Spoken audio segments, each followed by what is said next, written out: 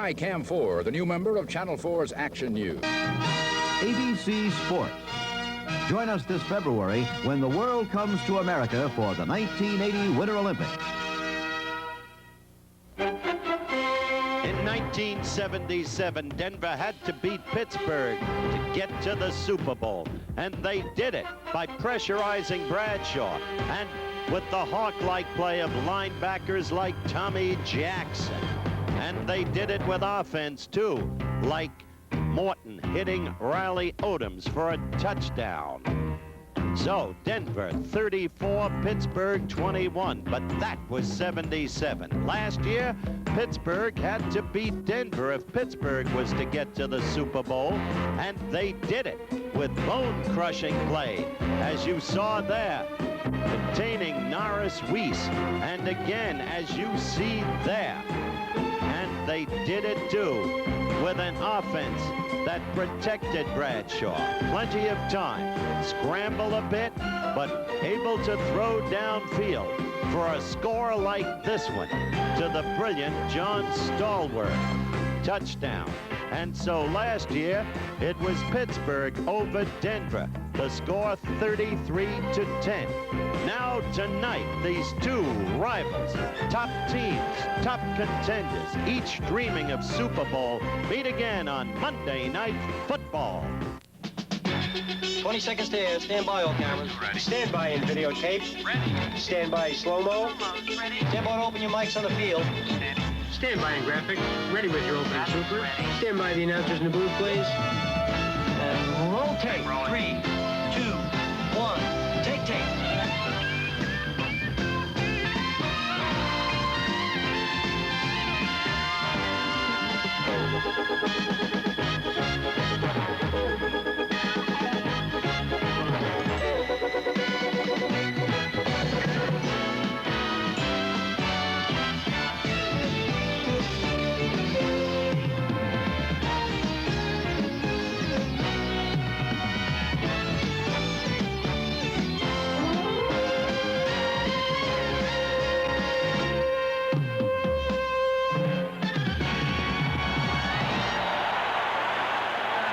From Three Rivers Stadium in Pittsburgh, Pennsylvania, ABC's NFL Monday Night Football. The Denver Broncos against the Pittsburgh Steelers. This ABC Sports exclusive is brought to you by Datsun, who invites you to test drive the all-new, bold new Datsun pickups for 1980. They'll pick you up like never before. And by the Miller Brewing Company, brewers of Miller High Life. If you've got the time, we've got the beer.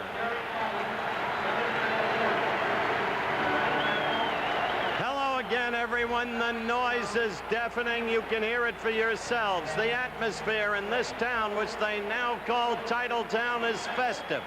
There is still the hangover from the brilliant World Series victory. The Bucs indeed went all the way. And now the reigning champions of the Super Bowl, the Pittsburgh Steelers, the mighty ones, they want them to go all the way to get back to form. And they know that tonight is a critical night. All you have to do is look at the standings of the AFC Central and the AFC West. In the AFC Central, for example, the Pittsburgh Steelers, if they win tonight, are still in first place. They're in first place by a half game, but a loss would tie them with Houston, which lost yesterday, and Cleveland, which won yesterday. But the Denver Broncos have their own axe to grind. Look at the AFC West.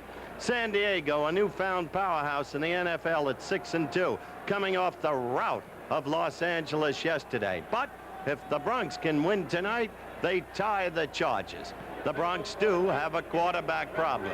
I don't know of a man better qualified in the United States to discuss that, since one of the persons involved is a former friend and teammate than the old Dandaroo, Don Meredith. Let me see if I can do it. You know, the thing that's kind of interesting, I guess, when you look at the championship teams, the Super Bowl teams, almost always they go and say, what brung us here?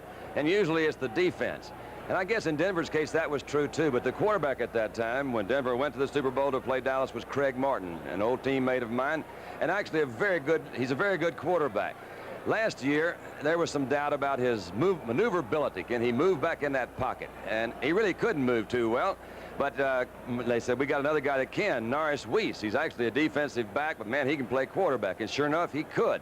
Now, the early part of this season, Norris Weiss was their starting pitcher, and Craig Martin was the relief man.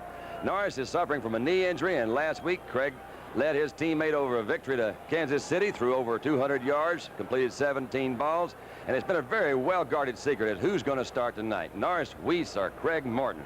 Well, I want you to know that this reporter is telling you an inside tip. It looks like Craig Martin. I think they'd like to have Norris Weiss's maneuverability, but Craig can throw the ball, and it looks like he's going to be the quarterback. How about that one? Shake him up. Huh? What brung us here? You're more country than you will ever admit. Well, you go to the one, you dance with the one that brung you. That's it. No problems at the quarterback spot for the Pittsburgh Steelers. They have Terry Bradshaw, but they're coming off a game against Cincinnati where they turned the ball over 9 times. You'll never win a football game, and they did not. They lost 34-10. They'd like to regroup. The Steelers' problem, like so many teams in the NFL, has been that of injuries. And let's take a look at the injuries that have occurred just at the offensive unit of the Pittsburgh Steelers. Expected back tonight, Lynn Swann. We are told that he'll come in perhaps in the second series. Some of these players are coming back. Defensively, they have also had their problems. We'll probably see Ron Johnson back at the left corner. There is some concern, and earlier we talked to Lynn Swann and asked him about that concern over the Steelers. Here's his answer. Well, like I said, I think we're in good shape, and we just have to stick to basics now, what we're good at, and not worry too much about what the other teams do. John Wooden said once about his great basketball teams that we're so good that everyone knows exactly what we're going to do. It's just up to them to stop us, and I think our team is that strong. So it's the Pittsburgh Steelers, the Super Bowl champion Steelers, against the Denver Broncos, and we'll be back with the kickoff right after this message. They built this country out of dreams. In a few capacity crowds recently, the Denver Broncos have won the toss. Matt Barr, the rookie from Penn State, will kick off, and deep for the Denver Broncos is number 23, Chris Payne. He lines up at the 5-yard line. Barr punches it, and it's deep, and it drives Payne deep into the end zone. No, he'll stay there. Chris Barr, a 6th-round draft pick out of Penn State, showing a lot of potential. Puts it deep into the end zone, and that's where the Denver Broncos will begin their operation. At quarterback, it will be Craig Morton. We did not know until just before game time who it would be. Norris Weiss, heard in the San Diego game a couple of weeks ago. They thought he might be able to go, and perhaps he can tonight, but we are seeing Craig Morton to begin with Rob Lytle. Number 41, Jim Jensen. You had to look at the offensive line. It's a good offensive line, and they'll have to be tonight because the Steelers are fired up. They took their lumps from Cincinnati 34-10 a week ago. They were embarrassed by that loss. They'd like to get something going tonight. And here comes John Keyworth. Turns the corner. He runs into Mel Blunt over on that right side. Jack Lambert, the middle linebacker, also slipped out there. There is the front four. Here might be a problem. Dennis Winston, number 53, is at the right side linebacker for the Steelers. Now, he's a middle linebacker and a good one as you look at the secondary. But the 2 regular weak side linebackers, right side linebackers in most cases, will be Robin Cole and Lauren Tays. Both of them are hurt, so it's Dennis Winston who performs better in the middle.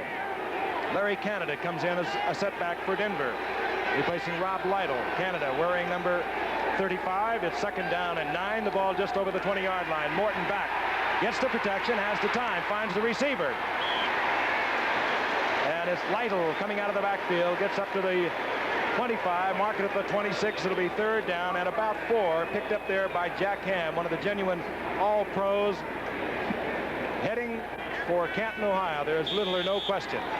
He makes it all look so easy the way he does it. He just flows around, and he's always in on the play. Leads all active linebackers with interceptions, of course, but you know that stat, 28 of them. Except for one thing, the man is playing with pain tonight, as a number of these Steelers are. But as you've noted, they intend to get back to form. They were embarrassed a week ago. 3rd down 4. Dwayne Woodruff comes in the secondary for the Steelers, number 49. Morton throws deep. Ah, be doggone. And deep downfield, he got the ball. Now, that's the kind of pattern you like. You know, you throw it over there in a bunch, and they can't tell for sure who you're throwing it at. Haven Moses, I'll tell you, I'm not so sure he wasn't going for Riley Odoms. Looked like it to me, but maybe he wasn't. Watch it again, Don. It almost looks like the ball was tipped.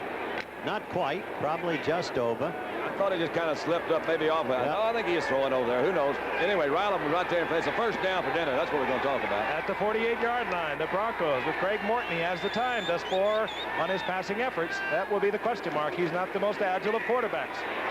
Rob Lytle hits the middle, and he's pounded there over the middle of the line. Gary Dunn is in there with Joe Green, and of course always this man, number 58. Interesting battle tonight between two of the league's finest linebackers. They, of course, are both deeply competitive. Jack Lambert, a little on the quiet side, would be the Denver Broncos' Randy Gradishar, but if there are two better, you'd have a hard time finding them. Second down 9, the ball at the 49-yard line. Rob Lytle, 41. John Keyworth, 32. Setbacks. Haven Moses, 25. Rick Upchurch, number 80, wide receivers. Upchurch, of course, with that blazing speed. A threat every time he touches the ball. Keyworth gets the call, has a huge hole.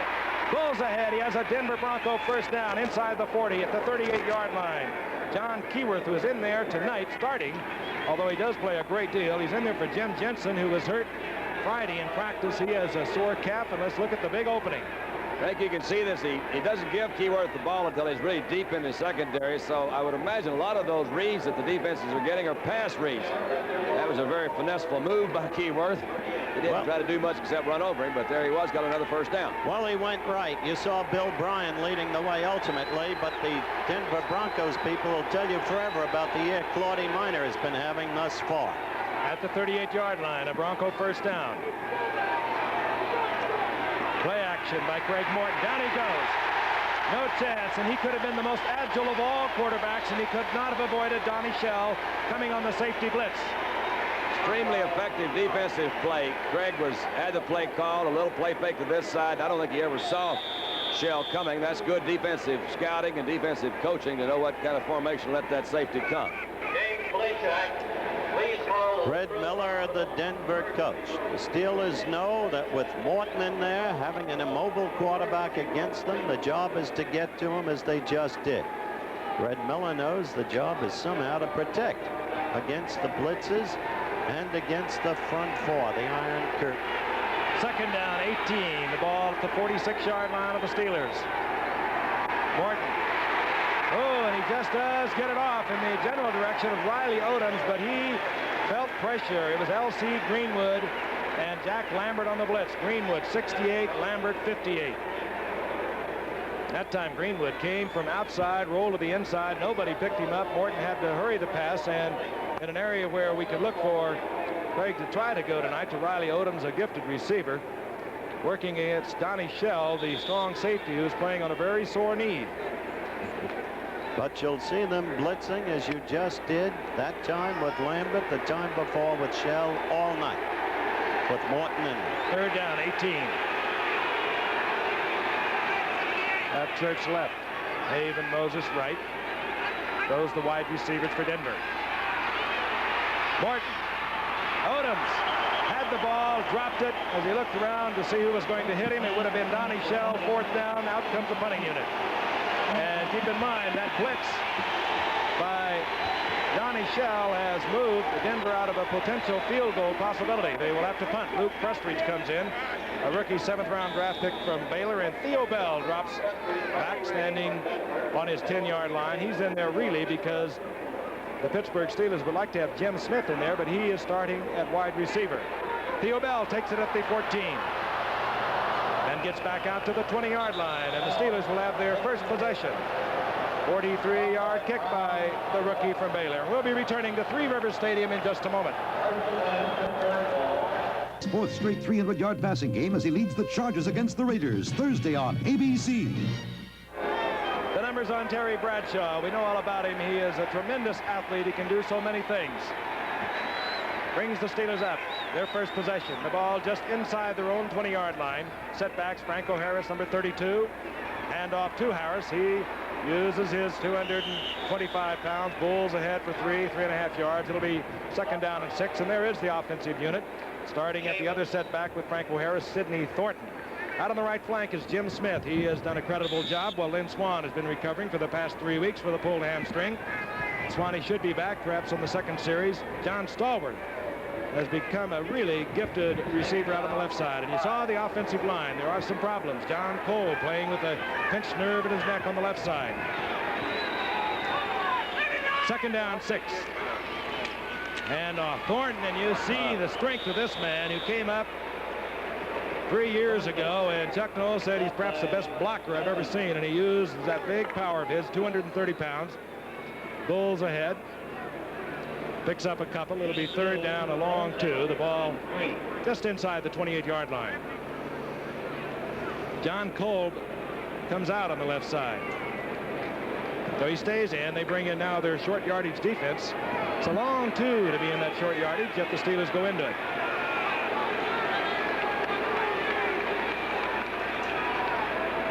Randy Grossman in motion. Quick toss. Franco Harris has Thornton out in front of it.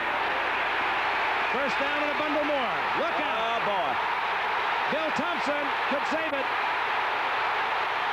Bernard Jackson pulls down Franco Harris down at the 16-yard line, and the big man also can turn it on. On a third and short, he broke it. Now you see something of the fire in Franco Harris and all the Steelers as you look at it again from the end zone. And he was waiting on his blockers, Don. That's why Jackson caught him. Otherwise, he might have powered his way. Really were out there. Of course, you mentioned he does for this guy we've talked about so many times how fast he is. Bernard Jackson is one of the fastest guys on the Denver team. Picked it up. That was one of those short yardage situations where everything just broke open for him. Harris also wants to prove something to the mighty Steeler fans because they were writing him off just a few weeks ago. Over the hill, they say. Over the hill, I see. Inside the 18, first and 10. Harris gets the call. Pecks along the line of scrimmage and gets it to the 15-yard line. They'll pick up a 3. Larry Evans in there defensively. As Chuck Noll. He was absolutely frenetic over the performance of the Steelers against the Bengals when they lost 34-10 last week. They went back into pads this week, back to basics. They had tough, rigorous workouts to get back to the champions that they have been. 9 fumbles. That's right. That's what they had last week. That is amazing. Changes for the Steelers. Rocky Bleier comes in. Franco Harris goes out. Lynn Swann comes in. Flanked out to the right now by Bradshaw. Stallworth to the left. Second down, 7. The ball at the 15-yard line. Play action. Fired intended there for Stallworth. He's in a wrestling match out there with Steve Foley. Couldn't shake Foley loose. He had him 6. Took a while to get some help over there. It was good coverage. It was a dangerous pass, Giff. Was. He had to leave it in the air for a long time. Not bad coverage at all. The gain is down to the 11-yard line. Gain of 4 where it'll be third down. Call it a long 2. There's Stallworth. 31 receptions coming into tonight's game. That's the 32nd. 19-yard average. Leads the entire NFL in yardage gained receiving. And when you have Stallworth in there and Swann in there, you can give a coach a very nervous stomach. Franco Harris comes back in. Third and 2. Bradshaw. Lynn Swann, touchdown Steelers. A patented Lynn Swann reception. There he is. He's back where he belongs. The most resourceful, the best wide receiver in football. Afraid to play the games he missed because of the pulled hamstring, a most dangerous injury that can keep recurring. Dandy, take it. Well, that was his first touchdown of the year. The ball is perfectly thrown. Again, that is not bad defensive coverage. And it's the only place I can think of that you can throw it to catch it. But Swanee does have that leaping ability. He had to go way up high. And, man, that was Louis Wright right there. And he's as good as you can get on the corner. So give them both credit for well-executed offensive play. And the Steelers go out front 7-zip. Welcome back, Lynn Swann. That's what it says. One. Matt Barr converts the Steelers are out in front, 7-0. We'll be back in just a moment. Detectives, join your favorite night for comedy. Tuesday is Heart to Heart. A big short yardage play by Franco Harris. A catch by Lynn Swann of a Terry Bradshaw touchdown pass. The Steelers are out in front 7-0. Matt Barr to kick off. Chris Payne is deep for the Denver Broncos. Barr again connects, hangs it high. Payne at the 2-yard line. And Payne almost busted. He does out to the 30-yard line. Steve Corson made the stop there for the Pittsburgh Steelers. It's early, Giff, but the storyline of this game comes into focus. A fired-up Pittsburgh team determined to reestablish themselves for what their personnel potential is. The best there is at what they do. A Denver team without offense, desperately trying to hang in there and trying to muster some offense with an immobile quarterback. On On 1st and 10, change defensively for the Steelers. J.T. Thomas is in at safety in place of Wagner as Otis Armstrong ties the left side, gets a yard and a half. There he is, still relatively newly married, concerned about his career openly. Had long visits with him during the World Series, and then last night at an MS cocktail party honoring Frank. And he said, I'm so worried because the hamstring injury is so recurrent. That's why I've been staying out. But now I think I'm ready. And he sure proved it with that TD catch, Doc. Sure did. Less than a yard picked up there by Armstrong, so second down, we'll call it 10. Flag is down, Morton is down. Jack Ham on the blitz, and you're going to see it from the Steelers all night. The blitz against Craig Morton. I think it's no secret Craig is not an agile quarterback. He depends on good protection. He has a great arm, a tremendous arm, but he needs time. Again, a flag down. Referee tonight is Pat Haggerty. You know, one of the things that happens sometimes is like word of mouth. You start talking about how immobile somebody is, and then everybody starts believing it, even the Denver Bronco team themselves. Let's see what this call is. We have offside, number 64, defense. We knew that, didn't we? Steve Furness moving offsides. Second down and 5. I can understand him being offside, Frank. He is as fierce a pass rusher as you'll want to find. And having lost his job to some degree to Dunn, he wants to make up for it in a hurry. Ball resting just over the 35-yard line. Otis Armstrong in motion for Denver. Martin fires and he hits Haven Moses. Look out. There you go. Put it up on the board. Haven Moses there you go. Spins away. Ron Johnson had a chance to collect him at the 32. He did not. Denver's on the board. Good example of Frank's strength in his arm, as you just were talking about, Howard, because that ball was well thrown, almost 50 yards in the air, and he hit a small spot. Again, not too bad a defensive coverage. The key to me is look how much time he's got to throw. He zipped that one right in there. Really, he was bounced off. That's one of those things that happens. He shouldn't have scored on it, but he did. He sure did.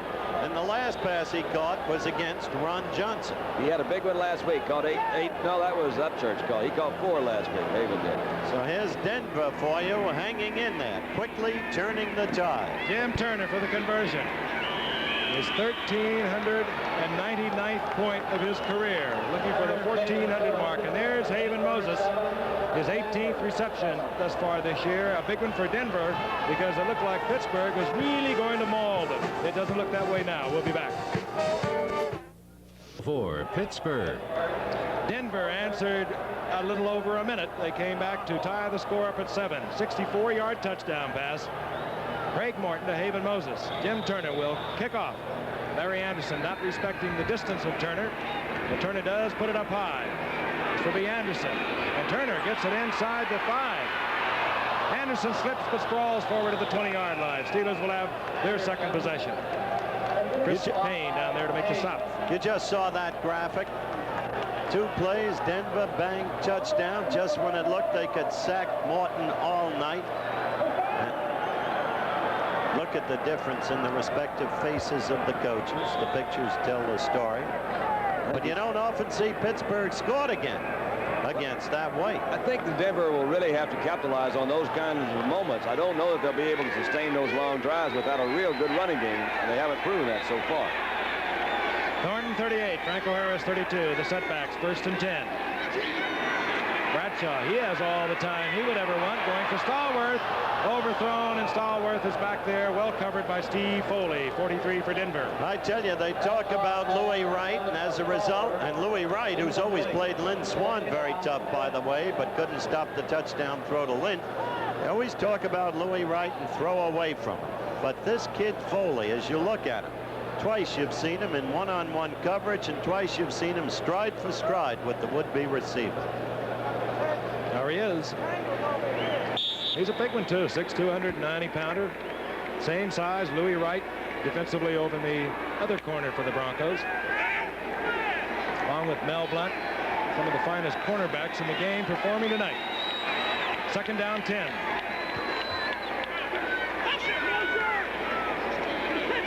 Jim Smith in motion. Inside handoff is Thornton. And Thornton pounds out close to the 25 and knocked back to about the 23, and they'll mark it at the 24, where it'll be 3rd down and 6. Then Swan comes into the game offensively for the Steelers. Thornton has to be a great player, Don. After all, Blyer on the bench had that tremendous game against St. Louis, and then the 70-yard touchdown run against Cleveland. I love to see that 70. He was like outrunning everybody, wasn't he? He was picking them up and putting them down. When you got Thornton, though, back there, you got a 230-pound guy right along Franco that's 225. So you're going that big back situation, and Rocky's not quite that big. 3 wide receivers, Smith, Swan, Stallworth. 3rd down, 6. Bradshaw, a lot of time. Swan again. Drops the ball. He did. He went up. Bill Thompson was there, but Lynn had an opportunity. And that will bring up 4th down. I like to watch this athlete as much as anyone in sport. His verve, his daring, his courage, and look at that, the great resourcefulness. You won't see him drop 2 of those in a season. No, he had it up on his shoulder pad and couldn't quite hold on to it. But, you know, you won't find too many quarterbacks who can throw the ball that far and wait for the guy to make a cut downfield. Bradshaw threw that thing really right on the line. He had all the time he would need. Greg Colquitt punches it. Rick Upchurch is deep, but he lets it bounce. And it's going to take a Pittsburgh bounce. And out of bounds, close to the 20-yard line. A 56-yard punt by Greg Colquitt. 7-7, and we'll be returning to Three Rivers Stadium in a moment. First undefeated Houston battles undefeated Arkansas. Then headlining regional action, Florida State LSU and Washington UCLA. Check local listings Saturday. 3 minutes and 59 seconds remaining in the first quarter. Action-packed in case you've just joined us. Steelers striking suddenly. And Denver answering a little over a minute from the Pittsburgh Steelers touchdown is tied at 7. 1st and 10 Denver, the ball at their own 20-yard line. Morton with a quick roll. Puts it into the zone, and Ron Johnson was shocked. He turned around, he had it for a moment. He said, hey man, I was open. Couldn't ask for a better pass to Johnson, could you? No, you couldn't. Hit him right on the numbers. He's trying to get in between. I think he's maybe expecting kind of a zone, but he was going with him all the way. You see Donnie Shell coming over to cover that deep zone. Bad pass. If you're going to throw that pass, you got to throw it so it's going to go out of bounds high enough. You can't risk the interception. Ron Johnson, one of those injured Steelers, returning tonight. He's been out for a couple of weeks. Let's be kind and say so far he's been rusty. 2nd down, 10.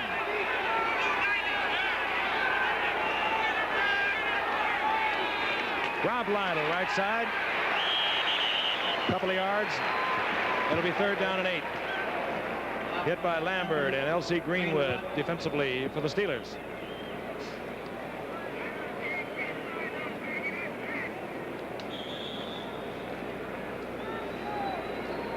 Long passing situation now for Morton. And the Steelers have been almost consistent in passing situations, shooting safeties or whatever.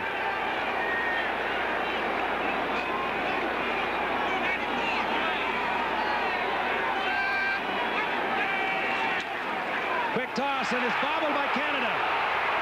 Canada picks it up, and he's tripped up inside his 10. He's down to the 5-yard line. Joe Green was in there initially.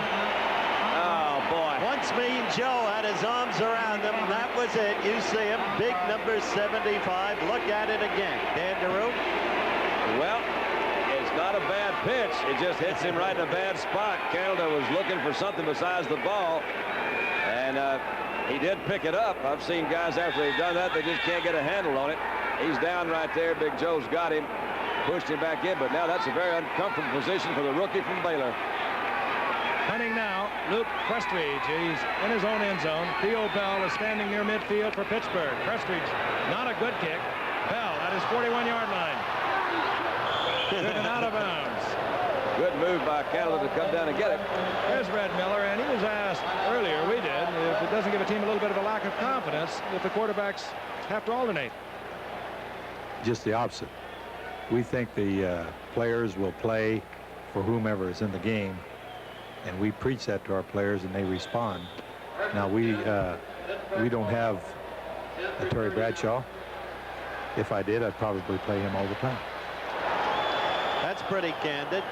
It If I did, I would play him all the time. And Terry Bradshaw has a 1st and 10 at the 39-yard line of the Denver Broncos. Hands off to Sidney Thornton, and Thornton bulls ahead inside the 35 to the 34-yard line. A gain of 5. It was 2nd and 5. Reuben Carter defensively with Barney Chavis for Denver. This is an important series for the Steelers. Why? Because they were stunned by that Denver touchdown that tied it at 7-7. The swiftness with which it came. On their next series, they couldn't move the ball. 3 downs and over. Now with field position like this, they got to move the ball from their point of view. Lynn Swan is in. He's flipped to the right. Stallworth goes out to the left. 2nd and 5. Sidney Thornton. And Thornton popped there defensively. Randy Gradishar. You see a hit like that, you can pretty well. That's Swinson there moving in. I'll tell you, they've got linebackers. They really do. This kid is a free agent from California. We commented in an earlier Denver game, a Thursday night game, Dan DeRue, on the number of free agents on the Denver team. At the time, it was 15. Just incredible the way they've taken these unknowns, put them together, and turned out that swarming defense that's one of the best in football. Red Miller deserves the credit. 3rd and about 1.5 yards. Short yardage offense for the Steelers. Thornton in motion. They go with the toss that got a big gainer for him the last time. Franco does not get the big gainer. Close to the 1st down. I believe he has it. I think he got it. That was the same play they utilized earlier, and Franco broke it off big. Looks like he's through, doesn't it, Dandy? Over the hill, looks like to me. Yeah, man's over the hill. He's not big enough to play in this league. No speed. Franco really is a good one. I'm really impressed with on that particular play that time. They had really good coverage out in front from an offensive standpoint to block for him. But again, you're seeing good pursuit by the Denver linebackers. And you just saw the 2 quarterbacks that, by his own admission, Red Miller would trade for Bradshaw. 1st and 10. The ball is at the 28-yard line. Bradshaw keeps it. Good play. Flips it out. Defensively, a beautiful job by Foley, the right halfback coming up. What a game that kid's playing thus far. He really is. Stallworth will hear some noise about that block, I imagine, when they start looking at the films. Like, what are you doing? You stand there, you talking to him, chinning and chinning? Gain of about 1 yard. It'll be 2nd down and 9. Seconds ticking away here in the 1st quarter, and I do not believe we'll see another play. Let's take a look at Foley. Plays off Stallworth, as Don mentioned there. Little chicken fight going on, and then all of a sudden he ducks under it and he makes the tackle, holding that gain to 1. It'll be 2nd down and 9 when we return right after this message. Chuck Noll has Terry Bradshaw, and he uses him all the way. And right now, as we begin the 2nd quarter, Bradshaw has a 2nd down and 9. Ball inside the 27-yard line of the Denver Broncos. It's all tied up at 7. Lynn Swan is in the game, flanked out to the right top of your screen. Stallworth split to the left in the quick toss. He goes to Franco Harris. A good block by Thornton. And Harris inside the 25 to the 23. Upset there by Larry Evans defensively, who was playing for Tom Jackson. Jackson, who is an outstanding linebacker for Denver. He also bruised a calf or had a calf muscle injury on Friday in practice, so he's not in there. Look at the stats. Couldn't be much more even. Only a minute's edge in possession time by Pittsburgh. Total yardage, slight edge to Denver based upon the passing, including that one key play to Haven Moses, the long TD. Rocky Blyer comes in. He usually does in recent games in passing situations. 3rd down and 5. Bradshaw again with all the time you could want. Fires and it's complete. This is Jim Smith. He's inside the 5-yard line, 1st and goal. And when you put those 3 wide men in there, Stallworth, Smith, and Swan, it could be nothing but headaches unless you can pressure the quarterback, and Denver did not. But as we isolate Smith, the whole key was what Frank told you, the time Bradshaw had. Look at that. Bang. Again, you know, you can't ask the defensive back to get much closer than that, particularly with that kind of pattern. He's coming back across the middle. Both the defensive backs were there about as quickly as they could be. And that is absolutely right. Plus, the ball was right on the old clothesline. It didn't waver at all. Smith has played the last couple of weeks for Swan. He has improved tremendously at 5 receptions last week. 1st and goal. Randy Grossman in motion. Franco Harris. Backs along, lunges. He's got the touchdown. I love it. Oh, Serge forward. They say he broke the plane with the ball. Well, he's all washed up. It was our driver, Howard, that said, I don't like the way he tippy-toes. That's right. He didn't see him do that last-minute crawl and jump. Let's see, he's down right there. Frank and I had a driver from the airport named Nello who was filled with more knowledgeability than any man in the history of the game, since Nello Falaschi was an All-American at Santa Clara in the 30s. It was a piece of work. Matt Barr. That's the Steelers out in front once again, 14-7 over the Denver Broncos. And let's look at it again. Franco Harris looking for the opening. And then with that tremendous strength, all 225 pounds, puts the ball right on the goal line. Touchdown, Pittsburgh. No, it was St. Mary's, Frank, not Santa Clara. We'll be back in a moment. Bell football. Dan Bouts goes for his 4th straight 300-yard passing game as he leads the Chargers against the Raiders Thursday on ABC. Howard said at the top of the telecast, San Diego's a powerhouse. Indeed, they are. Dan Fouts, their quarterback, by the way, can be the first quarterback to ever go 4 consecutive games with over 300 yards passing. San Diego in Oakland Thursday night. Matt Barr pumps it. Deep is Chris Payne. And Chris Payne out to the 35, and a flag goes down. Here we go with the new kick rule where you have to block above the waist. Well, in this case, it was clipping. That's right. They blocked below the waist. Pat Haggerty. You see it again and again and again. I just want to say this. I sure look forward to seeing the Chargers because this team is really coming on. There he is. They have a receiver we saw last year, John Jefferson, who is absolutely unbelievable.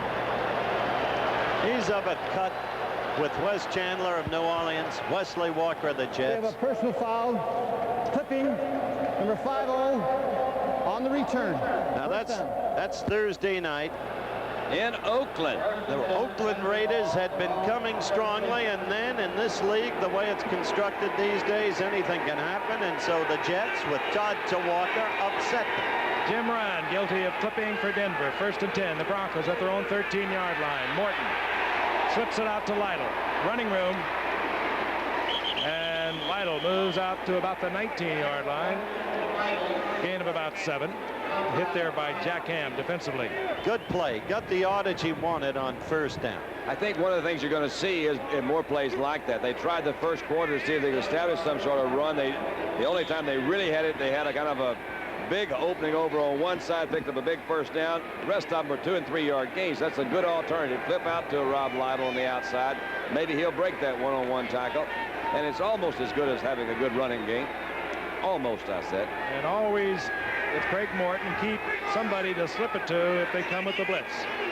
2nd down and 3. Ball at the 20-yard line. Otis Armstrong, 24. Jim Jensen, 30 setbacks. This is Armstrong. Armstrong has the 1st down out over the 25 to the 26. Dennis Winston defensively in there on the stop for the Steelers. Otis Armstrong. Paul Howard playing back to those great 1,000-yard seasons he had. Paul Howard clearing the way for him, and Red Miller's faced some criticism for using too many backs. Why not use Armstrong? Because he feels Armstrong is not in the shape he was when he used to gain the 1,000 yards. Very simple. And off is Keyworth in the big one. Goes out to the 30-yard line. Gain of 4, 2nd down and 6. Miller Fields' offensive line has done a whale of a job this year, Don. You've talked to him. Particularly Studdard, Vlasic, Ryan in the middle, Howard, and above all, Claudie Minor, whom they claim is having a sensational season. I think their most effective blocks, too. They're all pretty good size, or the straight-ahead blocks, and that's one of the things that I think if you're going to try to give Pittsburgh some trouble is just go right at them. Upchurch and Haven Moses. Both split to the left. 2nd down, 6. Otis Armstrong in motion. Armstrong. There you go. Did he step out of bounds? Not until he picked up the 1st down out inside the 46-yard line. And the 1st down and then some. Now that's a clever use by Miller, who calls the signals of Otis Armstrong. Running the backs back and forth is Canada, Jensen, Armstrong, shuffling the plays into Morton. You saw Jensen come up, pass the play on to Morton. Broncos down 14-7, 11:05 remaining in the first half. You throw that kind of pass, you can wind up with a better than 60% reception completion percentage, and that's why that kind of statistic doesn't mean a thing. Otis Armstrong runs into the Steelers defensive unit. L.C. Greenwood on the bottom, Jack Ham on the top. Armstrong lowers his head, gets a yard out of it. Just telling it like it is. It'll be second down and 9. It means that you've hit 60 out of 100. That's right, yeah. And you can keep throwing those little hitches all day long incomplete. An average yard per pass is always a very good measure, I think, along with those percentages. It's a good measure of a receiver, too. Yeah. Look at a guy like Wesley Walker. He has the most amazing average yard completion. Ball at the 47-yard line of the Broncos. Morton. Riley Odoms. I love it. He did a good job that time, though, because he read the blitz real well. Had Riley Odoms out on a kind of a safety valve pattern. Had Haven Moses coming down across the middle for an old standard sort of, that's how we beat the blitz. Let's throw a guy toward the post and have the tight end go to the outside. He just raised up, hit Riley Odoms. Read the blitz real well. It might be a standard, but it's very effective. And as you said, Don, if they keep coming with it and they keep picking it up and he reads it. I don't mean I wouldn't throw it, Frank. I mean it's a deceiving statistic. You throw it to a guy like Riley Odoms, it's like throwing it to Otis Taylor or Russ Francis. One time they'll break the tackle and may go all the way. 3rd and 1.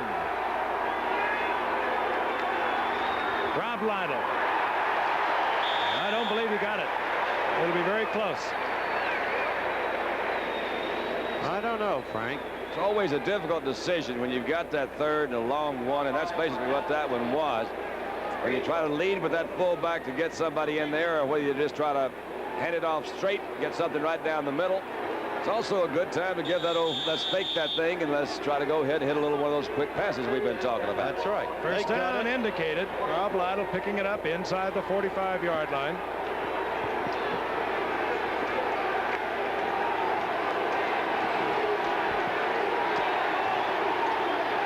Upchurch split out to the left in the slot. Top of your screen, Haven Moses. Moses in motion. He's going looking for the screen, and it was Jack Lambert who slithered out there reading the screen all the way. Morton had to throw it away. Man, he had a lot of them reading that screen, and most of them were wearing black jerseys. There were 4 of them out there. He had Winston, Lambert, and Ham was even over there. How they all 3 get over there? Man, those guys are swift. Swift. Curley, it's all right, son. Just ease in there now and be okay. 2nd down. If it is, you've got news for him. That's what he said. He says you've got a scoop. Zach Valentine in defensively for the Steelers. And out comes one of the down linemen. See Furness coming out. Upchurch split to the left. Moses the right. Steelers thinking pass. And they're coming. Craig going for Riley Odoms, overthrows, and Donnie Shell was with Riley Odoms. Haven Moses was by himself down the middle. So Red Miller has a lot to think about on this call. I just think your odds are so much against you when you're working, well, particularly when you work against an experienced team like Pittsburgh. You try to burn them with those real deep passes that are really a little more than just take off and let's use our speed and get behind them. These particular cornerbacks have speed themselves. This game, more than usual, a game of chess as Pittsburgh keeps changing their defensive personnel. 3rd down. Craig has the time and fires into a crowd intended there for Haven Moses, and he was really popped. He was. By Donnie Shell. He was, but that was catchable. I think it was Lambert that got him too, Frank, and I think he saw Lambert in there. You can't fault the guy really, except he is paid to catch the ball. The ball was thrown well in a very kind of a crowded situation. You'll see Lambert, the middle linebacker. I'm sorry, that ball should have been caught. You bet it is, but you saw that elbow come real close to the head. That's it's hard to find those receivers that can go over the middle and catch those things all the time. Believe me. It's dangerous, yes, but as you said, they're paid to catch the ball. Luke Prestridge will punt for Denver. Theo Bell at the 10-yard line. Prestridge angling for the sidelines. We watched him during practice. He's pretty good at it. He's not bad. And this one will not be too bad. They step it off, and they'll mark it inside the 15-yard line. At the 13, we'll be back in a moment. If the world... The first sin. Taste it. Frank Gifford along with Howard Cosell and Don Meredith. Three Rivers Stadium. That's the offense thus far. Score 14-7. The Steelers over the Broncos. The Steelers have a 1st and 10 at their own 13-yard line. Bradshaw is back. Screen, it goes out to Franco Harris. And he makes it look awfully easy as Harris moves out close to the 18-yard line, up into there by Larry Evans. Gain of 6. It'll be 2nd and 4. You look at the Steelers, you wonder how they ever lost 34-10 to the Bengals. They can do so many things. Stop shaking your head, Franco. We know you think you should have gotten more yardage on it, but this Denver team has great defense. They swarm, they hit one-on-one. A troubled, or perhaps not so troubled at this moment, Chuck Noll. But they can kill you, these Steelers, in so many ways. Swan is in, number 88, flanked to the right by Bradshaw. Oh, he's wide open is Swan. He may be able to turn it on. It's going to be Bernard Jackson again that pulls Lynn Swan, who has been out, by the way, with a hamstring pull for a couple of weeks. He, of course, was a great track man at USC, and you thought he could pull away, but Bernard Jackson saves the touchdown at the 16. And the only reason, in truth, he did was that Lynn is still favoring that pulled hamstring. Well, I hope we have a couple of angles of this because I saw something going. Lynn really moved around. You're probably right. He's probably not running on a full leg. Louis Wright, right there, came up to try to bump Lynn. Lynn made a quick move, went around him.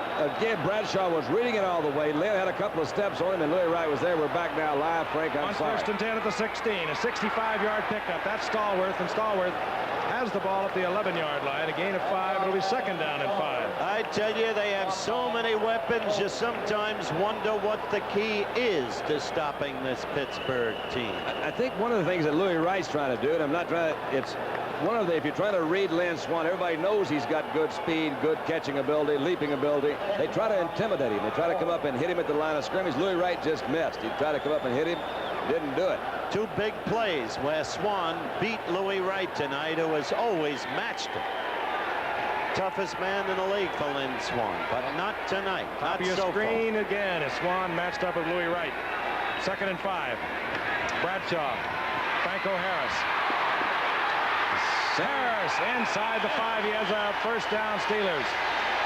Well, he's only called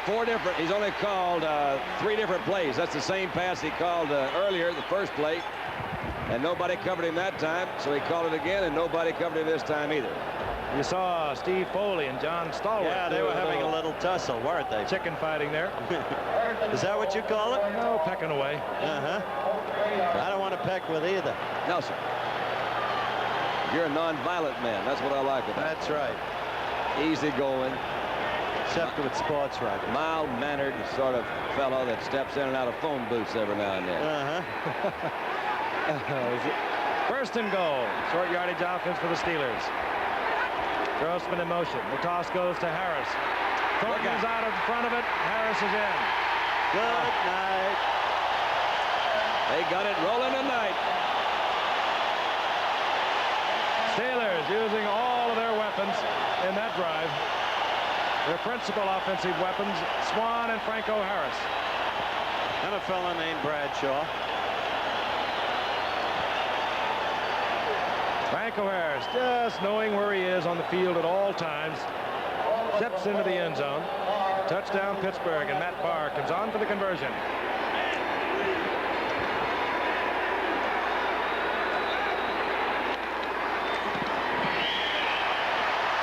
Through, and it's good. And the Steelers have extended their lead over the Broncos 21-7. Don't go away. A lot more offense coming your way. Undefeated Houston battles undefeated Arkansas. Then headlining regional action, Florida State LSU and Washington UCLA. Check local listings Saturday. 21-7, the Steelers over the Broncos. Set to kick off. Matt Barr, deep, Chris Payne for Denver.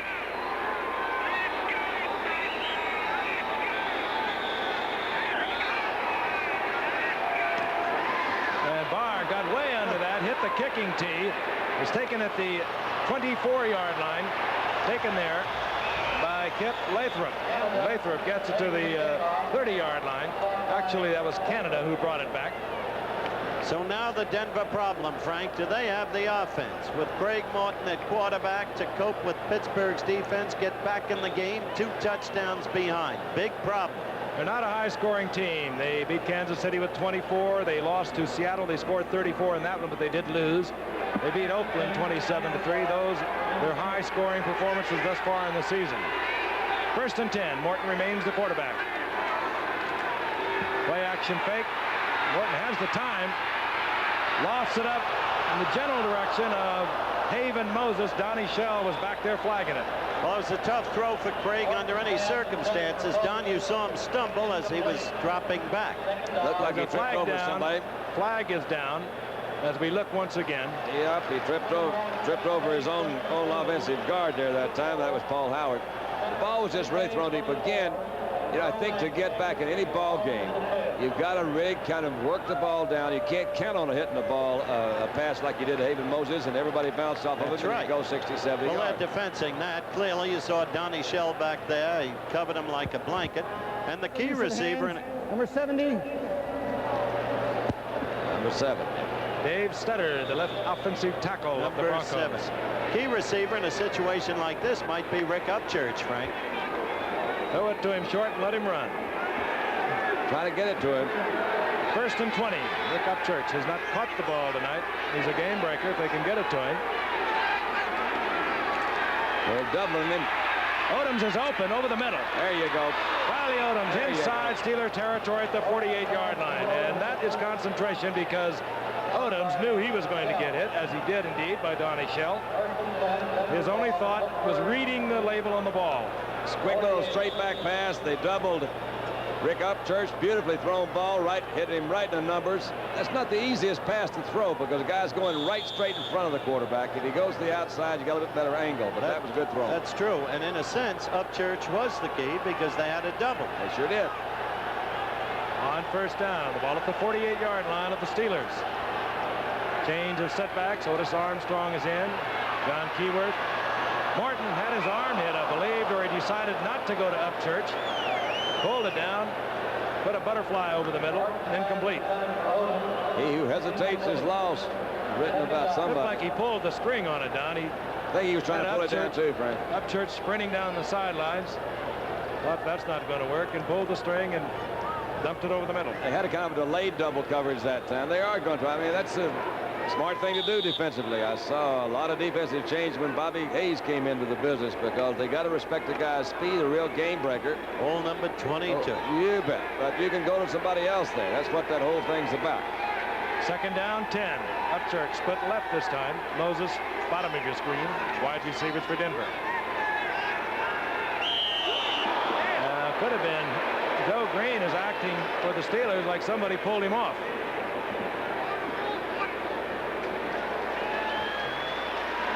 And it's indicated against Denver. Now you can use it. Might have been Paul Howard. He was playing directly across from Joe Green. He would be the right guard. There he is.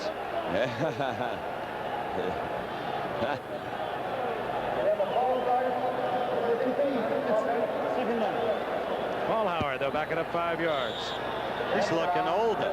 In that league, I can understand it. Now you can use Upchurch. Lynn Swan with a happy face. Ball at the 47-yard line following that penalty of the Denver Broncos. Single setback, Keyworth. Here comes the blitz. Go. And down goes Morton. It's Joe Green. They're all in there, but Joe hit him first. LC was in there. I don't think I'd ever call a pass play tonight if I didn't have a safety valve. He didn't have any that time. He had all his receivers deep. You see the way they were dealing, though. Joe Green not coming over Paul Howard, but moving behind his right tackle, sliding along, and it takes precision effort by that offensive line to pick that up.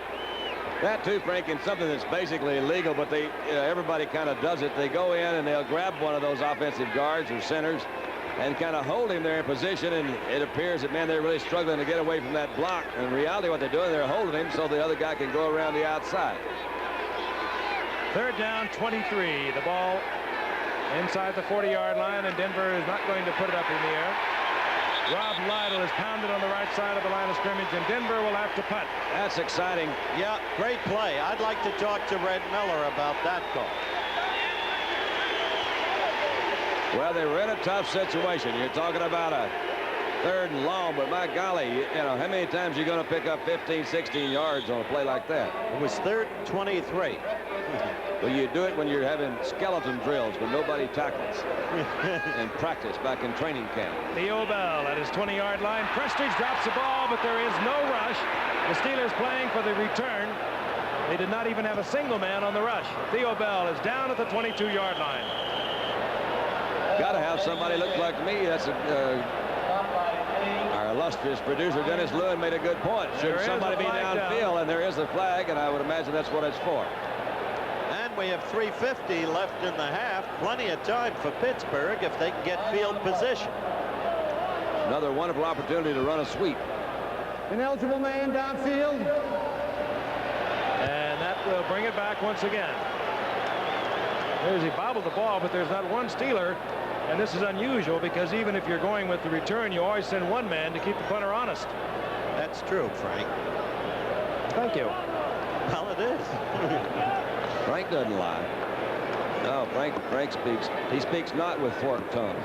Pittsburgh, their option was the ball at the 22 or make Denver kick it over. They'll have Denver kick it over. Still reading Shakespeare. Ineligible man downfield. Number 58, offense. Rob Nairn down there early for Denver. I think he was one of several. Jim Smith is in there now at the 32 to run this punt back at Prestige, and that was a high center. Prestige had a tough time with that one, and Smith falls for, makes the fair catch at the 24-yard line. And he did right. So the Steelers pick up a couple of yards by taking that penalty.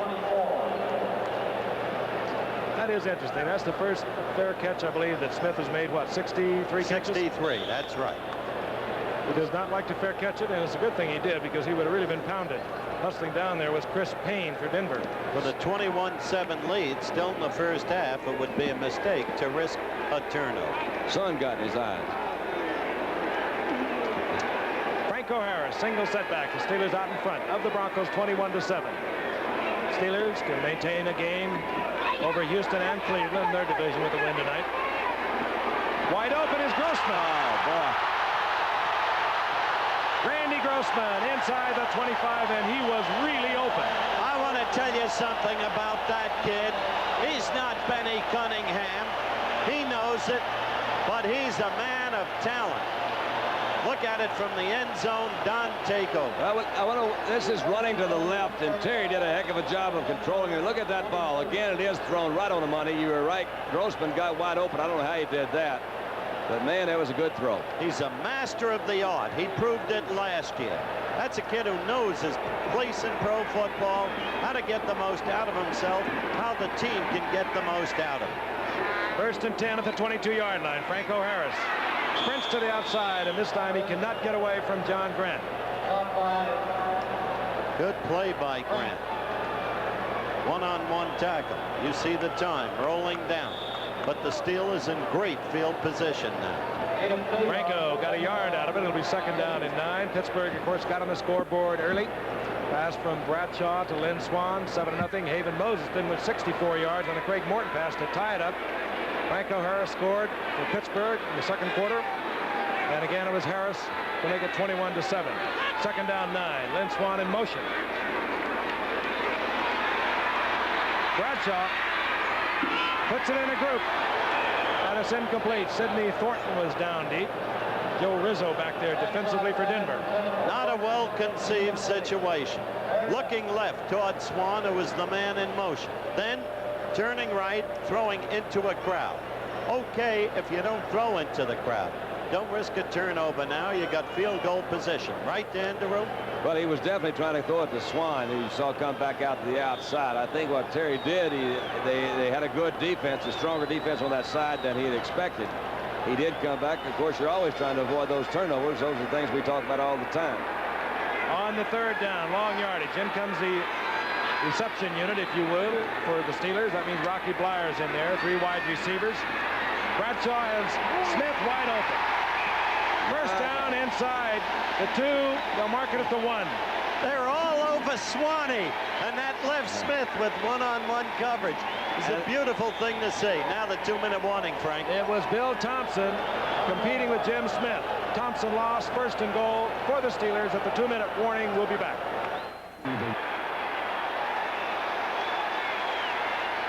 Barry wants the crowd to quiet.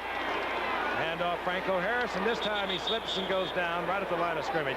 Almost gave up the football. He stumbled some way back in that backfield. Nobody hit him. This fell. He knows it too. He says, "Oh, what is this? Goodness, goodness, goodness." After last week, he'll be squeezing that football. He will. Never a fumbler. Franco Harris had his problems last week against Cincinnati. The entire team did. Terry really is sharp tonight, isn't he? I saw him in the final game of last season when he played just a half against the Broncos. And when he is on, it's almost unbelievable. Second and goal. Sidney Thornton. And Thornton turned to, well, they give it to him. Across the goal line. That was good defensive play. Good defensive play. Randy Gradishar was one of the guys. Jackson, you see, is very upset, Frank. Rizzo was in there. Take a look at it again from overhead. Franco Harris into the middle. Here's Sidney Thornton. Hit there by Gradishar. Bill Thompson. Good lead block by Sam Davis, who kind of got knocked off by one of his old men, but still got in there. Headlinesman right at the line of scrimmage. He indicates touchdown. Matt Barr's on for the conversion.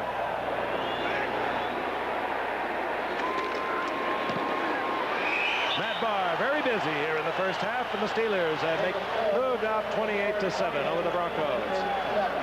Very distinguished visitor in our booth, and he's going to have a little chat with Howard. No, I heard it was good. Okay, we have the good fortune of having one of the great little men of the Pittsburgh Pirates. Little in size only, so big in stature. 12 hits in the series. Phil Garner. Phil, again, belated congratulations for a most remarkable performance. Thank you very much, Howard, and thanks for mentioning the hits instead of the one bad play I had in the series. That was in the first inning of the first game, and your hands were cold. Well, we all make mistakes, but the one thing we fought back, we played good after that, and took a lot of coming back to do. And you distinguished yourself and this city as the people you are, with great character and grace. Congratulations. Thank you very much. Thank you. Now, let's watch the game. The Steelers are mighty tonight. Frank? Matt Barr hits it.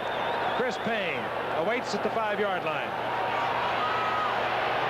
Payne has a little bit of an opening and exploits it out to the 30-yard line, make it the 31, hit there by Theo Bell. And Denver will try to get something moving. They have been watching the Steelers move the ball back and forth. That's the scoring drive. Steelers using 2:21. Bradshaw mixing up his receivers. Lynn Swan, Grossman. Frank, Smith. I got to quickly tell you before the play what Phil Garner just said. He said, "This is more exciting than the series for me." It's the kind of guys the Bucks have. Great people. It's because the series is over and they won. That's right. First down, Denver. Jensen gets the call, and Denver apparently feels like they'd like to settle it down a little bit. A gain of 4 by the former Cowboy that came in '77. Missed last year with knee surgery. Hurry up offense by the Broncos on 2nd down 6. Martin fires and it's incomplete. That was almost intercepted after it should have been completed. That's Upchurch out there in the flat, had the first down and should have held on to it, and he knows it. He was all alone, really, Frank, at the end of this. That's Winston there trying to cover, just left out to the outside. There's nobody really around. Craig had a little trouble in seeing him. He must have. It's always tough. He might have, well, at the very beginning, I was mentioning the fact as we look at Rick Upchurch, the one problem the Steelers really have now is that right side linebacker. Dennis Winston's a good middle linebacker. Got him out on the right side, and he really gets a little bit lost out there. 3rd down and 6. Upchurch left. Goes his right. Morton. That's the fire over the on-rushing Steelers, intended for John Keyworth, incomplete. Wayne Woodruff defensively against Keyworth, but it was, again, the Steeler rush that forced Morton's hand. And a lot, they look tough tonight. 46 seconds remaining in the first half, and Luke Questridge comes out. Theo Bell drops for the Steelers. Bell about his 28-yard line. And the rookie from Baylor gets off a good boot.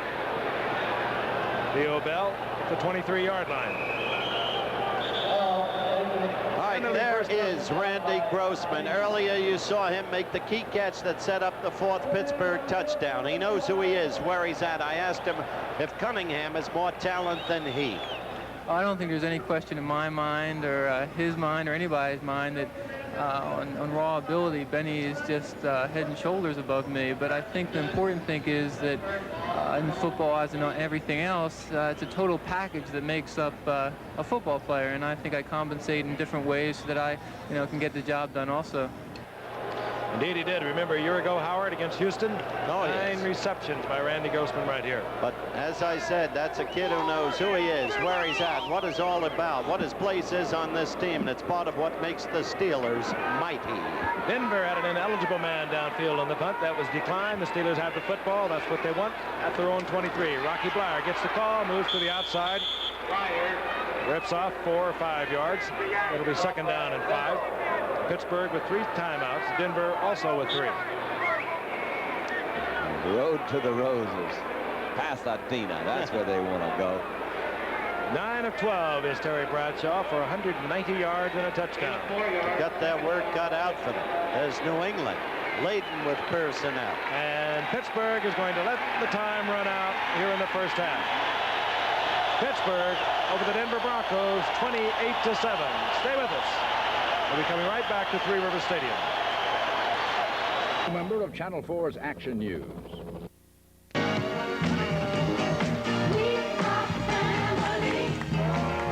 The way it was in Market Square in Pittsburgh last Friday at 12 noon in celebration of the fact that the Bucks had become the champions of the baseball world. That's Mrs. Omar Moreno. You've seen her before. Sister Sledges, we are family in the background, and above all, they are celebrating the head of the family. That man, the senior citizen, Willie Stargell. That was in the top of the 6th against the brilliant young Scott McGregor, with a man on in the 7th game, providing the game-winning runs. Stargell had done it. He is Mr. Pittsburgh. Earlier tonight, I spoke with him. And here he is, the head of the family, Willie Stargell, who somehow has touched the soul of a city. Willie, belated congratulations to you. And secondly, what has been your retrospective feeling, if any, about all that's happened? Well, Howard, thank you for the congratulatory, and I'm very warm and filled with a lot of emotions, but it hasn't really hit me yet. I was saying a moment ago that basically I do get an idea of what we've done in terms of how the people are responding as we walk about the city. But I guess I'm sort of tired and I'm unwinding, and once this has taken place, then I'll be able to look at tapes, videotapes, and see the excitement and probably get goosebumps and say, no, I wasn't part of that. But it was a thrill and something that I'm very proud of.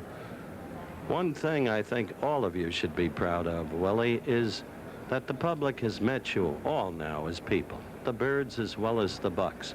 And every one of you, I think, cloaked yourself with dignity, with character, and with grace. Do you have such a feeling? Yes, I do. We were flying back on the plane from Baltimore, and collectively most of the guys was talking about, you know, what tremendous athletes that we performed against, and we're talking about the Baltimore Orioles. And we were just so proud to run up against such character in their athletes, and they reminded us so much of our ball club because we're so proud of each and one of our individuals, and as a result, you could see that in the Baltimore Orioles. It's unfortunate that it has to come as one team winning and one team losing, but I don't call them losers. I just figure that we scored more runs than they did. Willie, thank you very much for visiting with us. It's the city of champions now. It's Titletown, USA, and you're the leader. Where else can you go in the world and find a city with Super Bowl and world champions? Exactly. Thank you very much, old friend. Thank you, Howard, and everybody in America. Willie Stargell, a touch of class. And could you believe that Don Meredith tried to steal his hat? That is a heck of a hat, man. I like that hat. He told me he got it down in Texas. Turner hits it for the Broncos. Deep is Larry Anderson at the 5-yard line for the Steelers. Comfortably out in front. And Anderson upended as he moves out over the 15, close to the 18-yard line. We anticipate again Bradshaw at quarterback. Franco Harris, Rocky Blyer, perhaps and Sidney Thornton alternating. It'll be Sidney Thornton, number 38, in there with number 32, Franco Harris. The wide receivers, Stallworth, 82, Jim Smith, 86. The tight end is Randy Grossman. Benny Cunningham not been in action tonight. He was shaken up against Cincinnati last week. He has had reoccurring headaches. They said he was able to play. We have not seen him thus far tonight. Bradshaw has been using them all. Handoff goes to Thornton, and Thornton out over the 20 to the 22-yard line. Frank, I doubt with this kind of lead that Chuck will go to Cunningham tonight. He'll want to protect him. But what do you do, Don, when you're 21 behind against the Steelers? Well, you pray. No, you don't. No, I wouldn't really go that far. I think what I would do is I'd say, let's hold them, guys. Let's hold them, and score, and win. They better pray for some turnovers. One of those 9 fumbles or something showed up from last week. Maybe it was a carryover. Thornton got 4. It'll be 2nd down and 6. Ball out at the 22-yard line. Bradshaw. But he's got one so wide open. Now he threw it the wrong way. Going for Stallworth, and there was a collision with Bernard Jackson, and a flag is down. Bernard Jackson stepped in front of Stallworth. Well, if that's defensive interference, I might sing "The Lights Are Out" earlier than I ever have. Disregard the flag. Good. Should not have been caught. All right, thank you. Well, that's very, very honest. Disregard the flag. Yeah. Flag should not have been thrown. Absolutely. Well, the crowd's not too happy with Bernard Jackson, by the way, is limping off. Now, he has a pretty violent collision with John Stallworth, and he has limped off the field. There it is. Well, you can see he came down really at Stallworth, had his legs wrapped around his, and it looked like it did turn that ankle pretty good. Charlie West comes in defensively for Bernard Jackson. West wears number 40. Had a few years up in Minnesota, a few more at Detroit. Came to Denver only a year ago. It's 3rd down now and 6. Lynn Swan comes in, number 88. The official reason, the ball way overthrown. It was not the action between Bernard Jackson. Downfield was not involved in the play. Flag is down again. This is Franco Harris. And that's the same play that they've run 3 times in a row. You would think if there's one thing they're going to cover at halftime, it would be that little flare out to Franco. Again, a flag is down at the line of scrimmage. Harris up to the 35, yardage enough for the first down. Then the offsides being indicated against Denver. Declined. Franco Harris not having a bad night at all. Looking for his 7th 1,000-yard rushing season. He's had 6 of them in his career. First down. That would match Jim Brown. He's got a whole lot of things ahead of him. He needs a little over 600 yards this year to become the 4th leading rusher of all time, passing Joe Perry. He could also move into 3rd behind Jim Taylor with a super year. First down. Ball at the 36-yard line.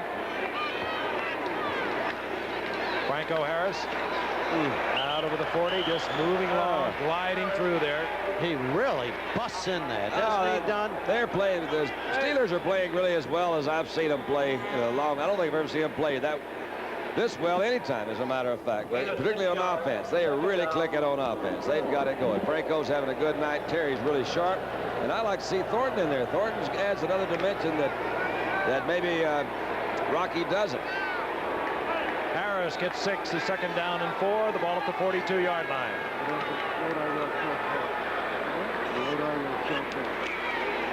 Thornton bobbles the ball. It's one of the dimensions I was talking about. Denver comes up with it. It's Latimer has the ball. Don Latimer comes up with the ball, and this is the turnover that Denver, as you mentioned, was looking for, Don. Exactly what Don suggested. Denver has to play its game and hope for turnovers. That was Thornton that fumbled that. Looked like he never really got a handle on it. He never did have possession of the football. Latimer, a second-year man, comes up with it, and we'll be returning to Three Rivers Stadium right after this. Isn't it a beauty? A Datsun 280ZX, and it's all mine. Ours. Am I glad we priced a Z before we settled for something else? Price a Datsun 280ZX. Don't let that styling, that luxury, that performance mislead you. You could get an EPA estimated city range of 400 miles and highway range of over 600 on one tank of gas. Price a Datsun 280ZX. It costs less than you think. And gives us more. Here's to good friends. The key's supposed to be under the steps. I got it. Hey, here's a note. Gentlemen, my country estate is at your disposal. There might even be a little something in the refrigerator regards Hank. Let it be low and brown. Low and brown. When you want the taste of a truly great American beer, tonight, let it be Low and Brow. Here's to Hank. Wherever he is. Low and brown. An NCAA doubleheader. First undefeated Houston battles undefeated Arkansas. Then headlining regional action, Florida State LSU and Washington UCLA. Check local listings Saturday. Craig Morton down 28-7. Gets the first turnover. Denver has the football at the 38-yard line of the Steelers. Upchurch and Moses, the wide receivers. The setbacks are Lytle, 41, Jensen, number 30. The tight end is Riley Odoms. Lytle in motion. And the toss goes to Jensen. Flag is down, and Jensen is down after maybe a gain of a yard. Drew a flag at Riley Odoms, Frank. Looked like he clipped Jack Ham. I think you're right. But while we have this instant, Frank, there's something I must say for all of us. There's a lady I dearly love in the Merritt Hospital in Oakland, California. Her name is Carol, or Caroli, as you will, Davis, the wife of Al Davis. I spoke with Al yesterday. No game matters, not against what's happened. At age 45, struck down, will get this call of the official.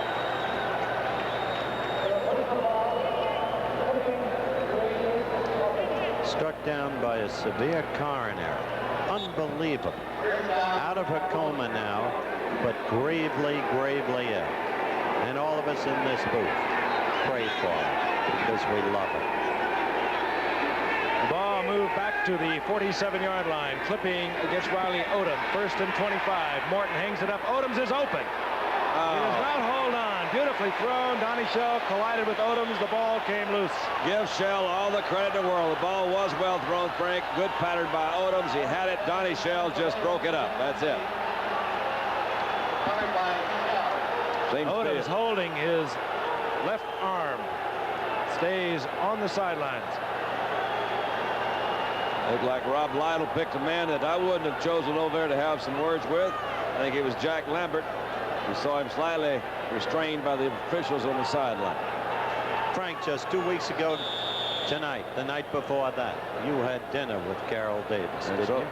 She's a lovely lady, and as you so well put it, we all wish her our very best. Yeah, I sat right by her. She certainly is, and I'm looking forward to seeing Al and all the Oakland Raiders on Thursday when they play San Diego. We'll get out there. Second down, 25 for the Broncos.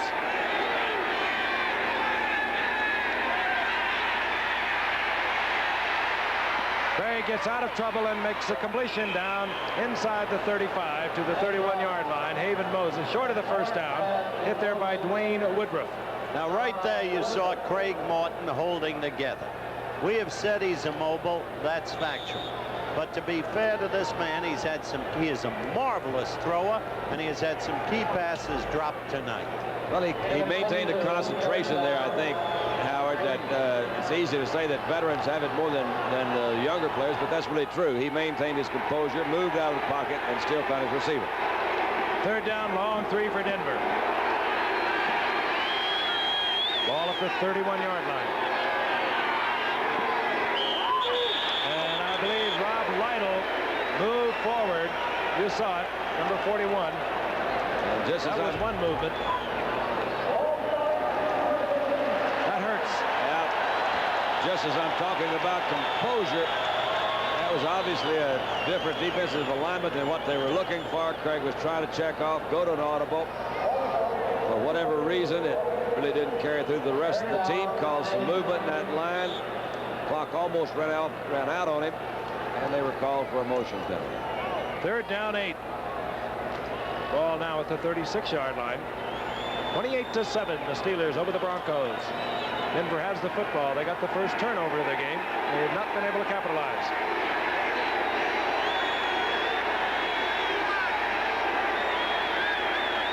Steelers on the line of scrimmage. Morton reads it, has a man open. Overthrows Haven Moses. It could have been 6. Oh, he knows it, and he had him wide open. You're right. They had a maximum blitz, Frank. But he had it pegged. He threw, and his own chagrin you just saw on the screen.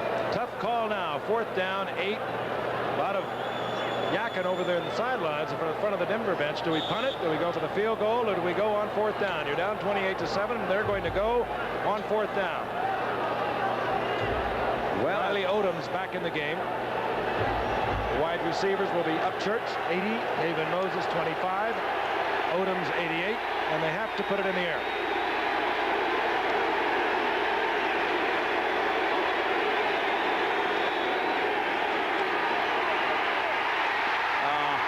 The story of the night, the Steelers fired up. That's Jack Valentine, a rookie out of Eastern Colorado, and Jack Ham, number 59. And Morton is sacked all the way back midfield.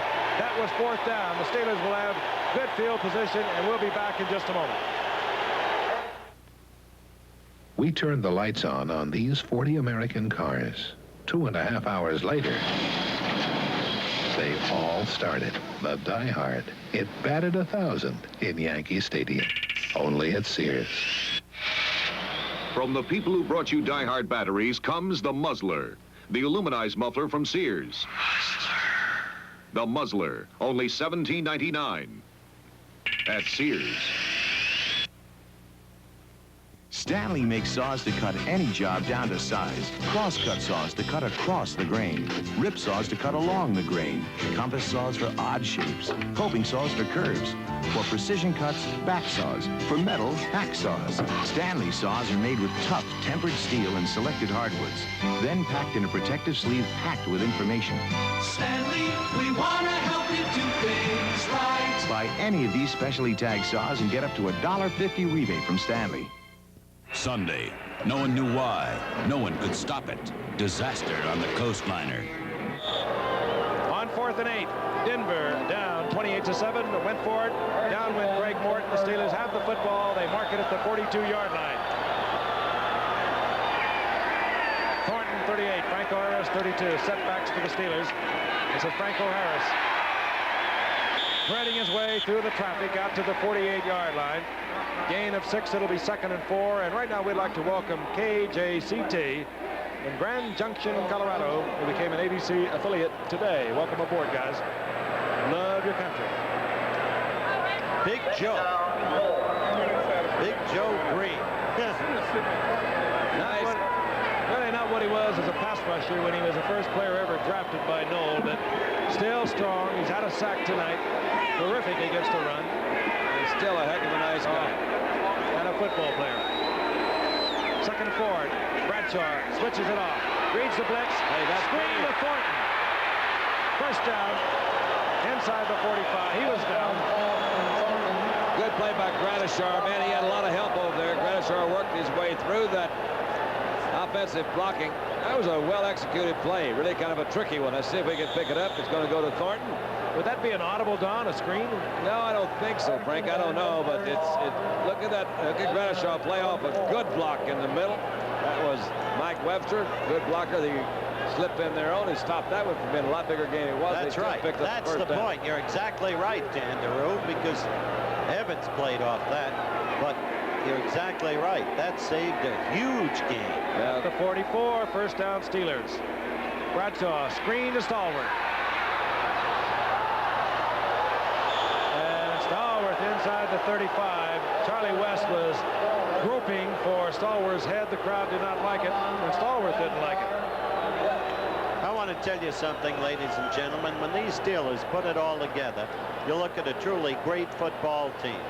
And you think of the team with the best record in the league, with great personnel, brilliantly coached, the Dallas Cowboys, 7-1.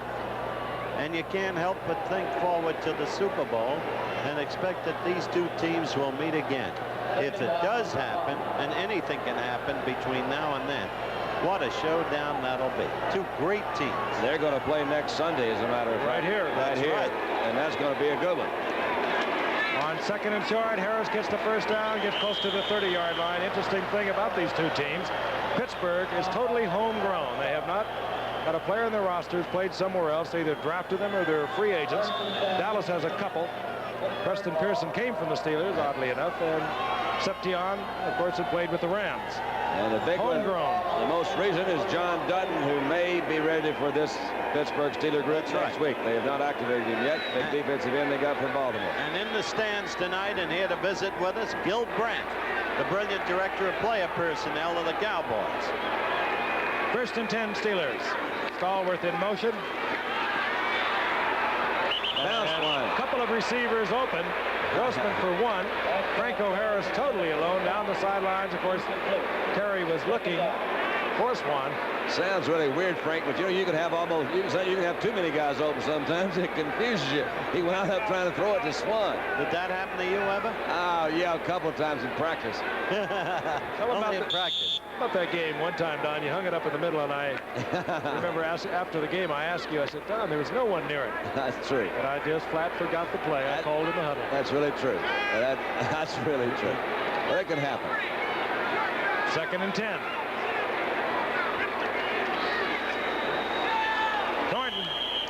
Thornton to the 25-yard line, a gain of 5. It'll be 3rd and 5. Little bit of caution now in Pittsburgh. You notice, Don? Yeah, but I also noticed that they just picked up 5 yards right down the middle, and they passed on that first down situation, and they did have a couple of guys open. I think what they're doing now is they're saying, look, we don't really have to take that many chances. They fumbled once. They had a bad game a week ago. I think they're saying, look, let's go back. Really, Lynn Swan said at the opening. Let's go back to the things we do, what we do best. Norris Weiss nursing a very sore knee, not in action tonight. On 3rd and 5, Bradshaw. Franco Harris. Down goes Harris. Defensively, Gradishar. Oh, he was right in there. He was ready for it, read it perfectly. Will isolate. Dan Deroux will explain. Well, he's really the defensive leader over 60. #1 hits, they call him, but he's there. You'll see him trying to get some moves out there. This Gary Mullins trying to block him. Gradishar plays off Mullins, comes in and gets Franco for a loss. You see that big bandage he has on his hand? He had finger surgery a couple of weeks ago. There it is. And he didn't practice for a week and said it was the best thing that ever happened to him. You can imagine that. He's also had a very sore toe. But he got a week off, and he has been playing superb football ever since. 4th down. Steelers will go with it. They have a 28-7 lead. Fired for Smith, incomplete. Well, the flag is down.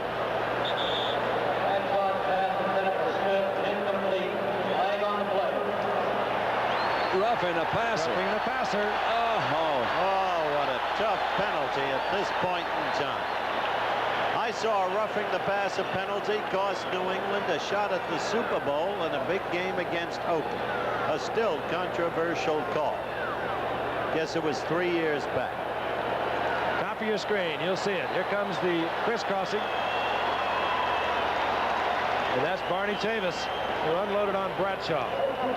They're looking out after the quarterbacks this year. It's always a controversial call. Boy, it is, because you're talking about split seconds. You're not talking about anything really big. You got 250 pounds in motion. It is really a difficult call to make. It's moving and trying to get to the quarterback. In any event, the first down is inside the 15-yard line of the Broncos. Franco Harris finds an opening down at the 10-yard line, a gain of 3. It'll be 2nd down 7. We're inside 8 minutes remaining in the 3rd quarter. Terry Bradshaw having a good night. And by the way, a colleague of ours has written a book on Terry Bradshaw. What's it called? Man of Steel. Dave Dials. That's good work. It is a good book. I've read it. Terry, 13 of 18, 222 yards tonight. 2nd and 7. All the time in the world, he throws it right into the arms of a Denver defender. Intercepted by Bob Swinson. Touchback, and it'll come out to the 20-yard line. Denver will have the football. We'll be returning to Three Rivers Stadium in a moment. Westinghouse developed its ultrasonic flow meters to protect America. By using sound to measure water flow, it predicted proper firing conditions for underwater missiles. Now, ultrasonic flow meters protect the delicate environment of the tundra by detecting possible breaks or leaks in the Trans-Alaska Pipeline. By innovation, a technology developed to protect America is helping protect America's environment. Westinghouse, a powerful part of your life. Introducing the 1980 front-wheel drive Datsun 310. Only front-wheel drive with fully independent suspension and optional sky roof and remote-controlled rear windows and rack and pinion steering and 31 miles per gallon. The new 310 front-wheel drive with Datsun quality behind it. To build America's most valuable cars. A special edition of NFL football. Dan Fouts goes for his 4th straight 300-yard passing game as he leads the Chargers against the Raiders Thursday on ABC.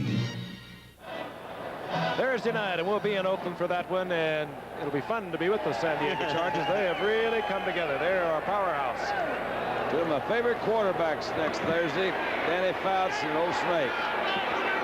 1st and 10, Denver, following the Bob Swinson interception in the end zone. Is down. You saw the movement over the left side.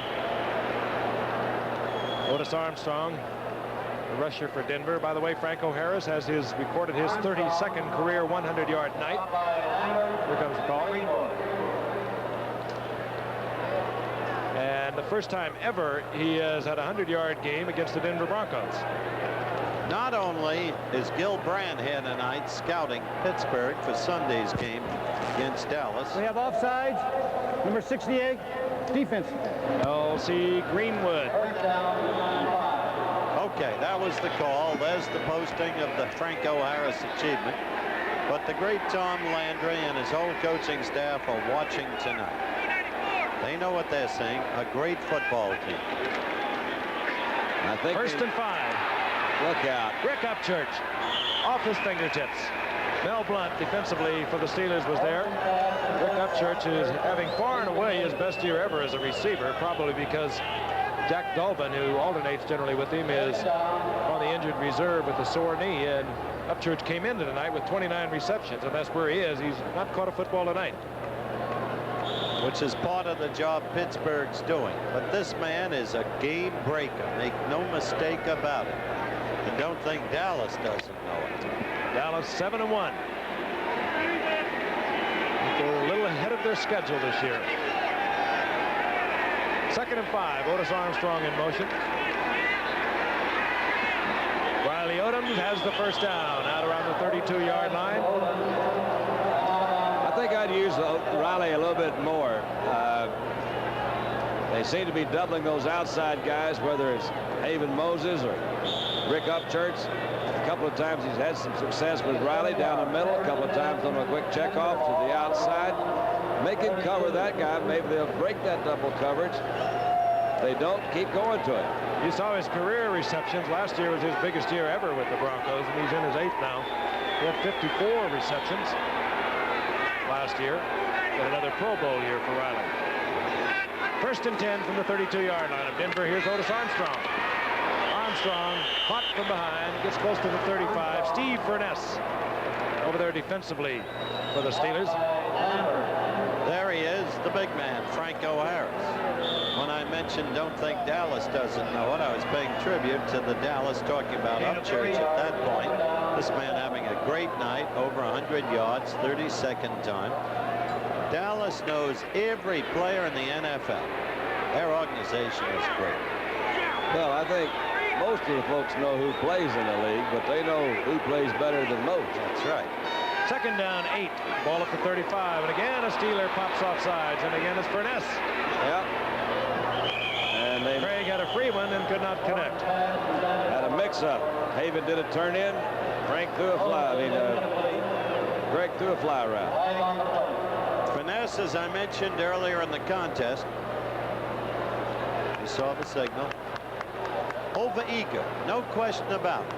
Out, injured, wanting to come back. One of the fiercest pass rushes from a small college in Rhode Island in football. Gary Dunn beat him out. And he wants to get back in there on a regular and sole basis. Thus, you see him responsible for 2 penalties tonight. Chuck Noll, I know, is happy that they all are getting healthy. Steve Furness, L.C. Greenwood missed some games at the beginning of the year, 4. Second down, 2. Ball right at the 40-yard line. John Keyworth finds an opening, gets the first down at midfield. Looked like Pittsburgh didn't like that. They all jumped on it. Keyworth's a deceptive athlete. In college, played many positions. We've talked about it many times before. Linebacker, tight end, running back, can play most anyone. Quarterback for 1 quarter. That's true. I know. Drafted by Washington and wouldn't go. You have a remarkable knowledge of it. Actually, it's my mind is what's so really outstanding. Keyworth is out. Jim Jensen is in. 1st and 10, Denver, midfield. Haven Moses in motion. Screen to Moses. That's kind of an interesting little play. I like that. Moses gets inside the 35, a gain of 6. Hit there by Jack Lambert. Out in front of it, Dave Studdard, first-year man out of Texas at left tackle for Denver. Got a little block. Moses moved inside the 45. It'll be 2nd down and 4. That was a nice individual effort. We're in the 3rd quarter, and it's the Steelers 28, the Broncos 7. Explosive first half. For whatever reason, they've been able to close out Upchurch pretty well tonight. Well, they had him over in front of Mel Blunt for one. Might be part of it. Riley Odoms. I'd throw to him till the cows come home, Frank. First down at the 31-yard line for the Denver Broncos, and we're going to pause 5 seconds and allow our stations to identify themselves. You're watching WTAE-TV, Channel 4 in Pittsburgh, the city of champions. Back at Three Rivers Stadium, 28-7. It was an explosive first half, first quarter, that is. Steelers getting on the scoreboard first. Denver answering right away. A Swan touchdown from Bradshaw was a Steelers score. Haven Moses went 64 yards. Then it was all the Steelers in the 2nd quarter. Franco Harris getting a couple of touchdowns. Thornton another one. And Jack Ham, the all-pro linebacker for the Steelers, is having his knee investigated on the sidelines. He was there taking Riley Odoms out of bounds. He came into this game hurt. I'd like to say a word about Riley Odoms as we look at the tackle from the end zone, Don. Okay. The year he was drafted first by Denver, I had the personal belief he was the best athlete drafted that year. And I think he's proved out. He's a remarkable football player. Great strength, good speed, excellent strides, and marvelous hands, and good blocking. You have to think and hope that from that replay that Jack Ham maybe just bruised that knee. It did not appear to be twisted. He came into the game troubled with a groin pull. He's been troubled with that groin for some time this year. Frank, I think he got kicked in the calf. I see him massaging that calf. Let's hope it's the calf muscle and not the knee. That's what they're doing. The first down at the 31-yard line of the Steelers. Denver's possession. They need a big one. Going deep for Moses. Picked off. Donnie Shell, who's been deeply criticized for the past few weeks. He's been playing hurt, and he's been criticized by the Steelers fans. He's been all over the field tonight. He comes up with the interception. I tell you, they can criticize him all they want. I think that young man is one of the best. He hits like a linebacker, tremendous hitter. Marvelous position player, great hands, and there you see what he is. And we'll be back at Three Rivers Stadium in a moment. It took explorers 3 years to circumnavigate the globe. Even the great Iron Horse took weeks to cross the continent. Yet today, people move all over the world with the freedom of the wind. One morning on this continent, that evening on another. Boeing jetliners. They've done more to jet the world together than anything ever made by man. The world feels a whole lot better when the people of the world all get together. The world feels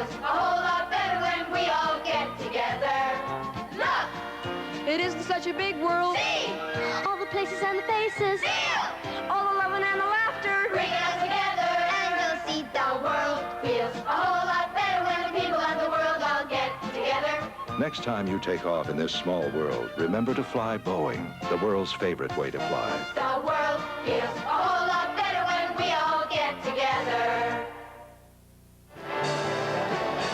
Frank Gifford along with Howard Cosell, Don Meredith at a sold-out night in Three Rivers Stadium. The Pittsburgh Steelers over the Denver Broncos 28-7. Donnie Shell, interception for the Steelers in the end zone, touchback. Steelers have the ball, 1st and 10, their own 20. Franco Harris tacks on more yardage. Oh, boy.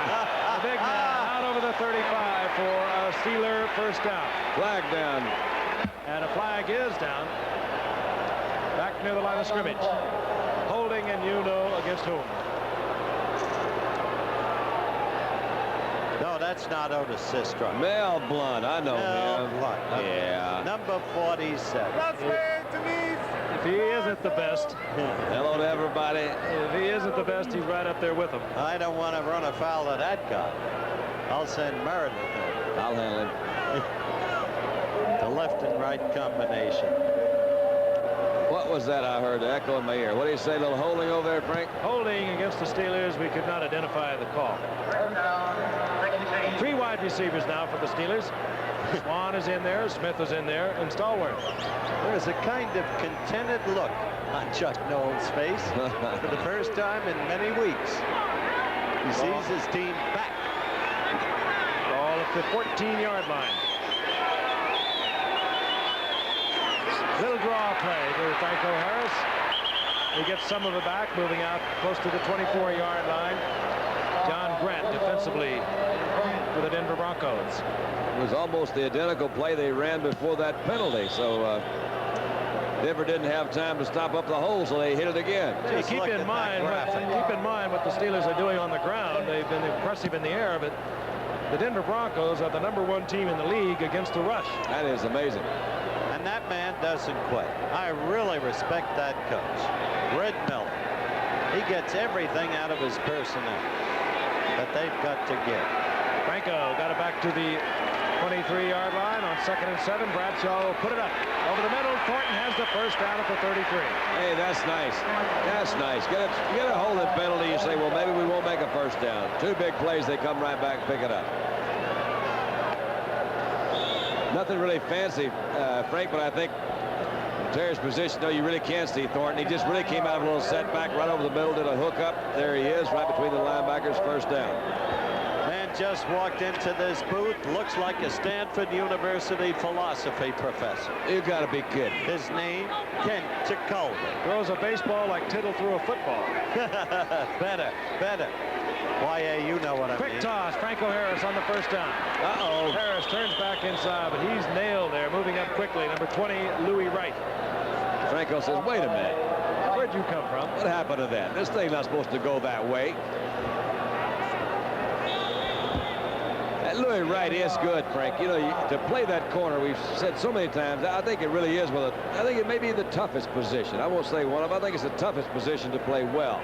Because you get left out there all alone so many times. Well, he had that good training up in Bakersfield in high school, Don, before he went over to San Jose. I knew there was something. 2nd down and 9. Screen, it goes to Smith. Smith and a big battle out near the 40-yard line, short of the first down at the 39. Bob Swinson up there defensively, and we've just been advised that Jack Ham's problem is a leg cramp. And that is good news. Here's Smith. He did an admirable job filling in for Lynn Swan for the past couple of weeks. 5 catches against Cincinnati. 3 tonight. 3rd down, long 3. Ball inside the 40. They must get to the 43. Stallworth. Smith, both flank, top of your screen.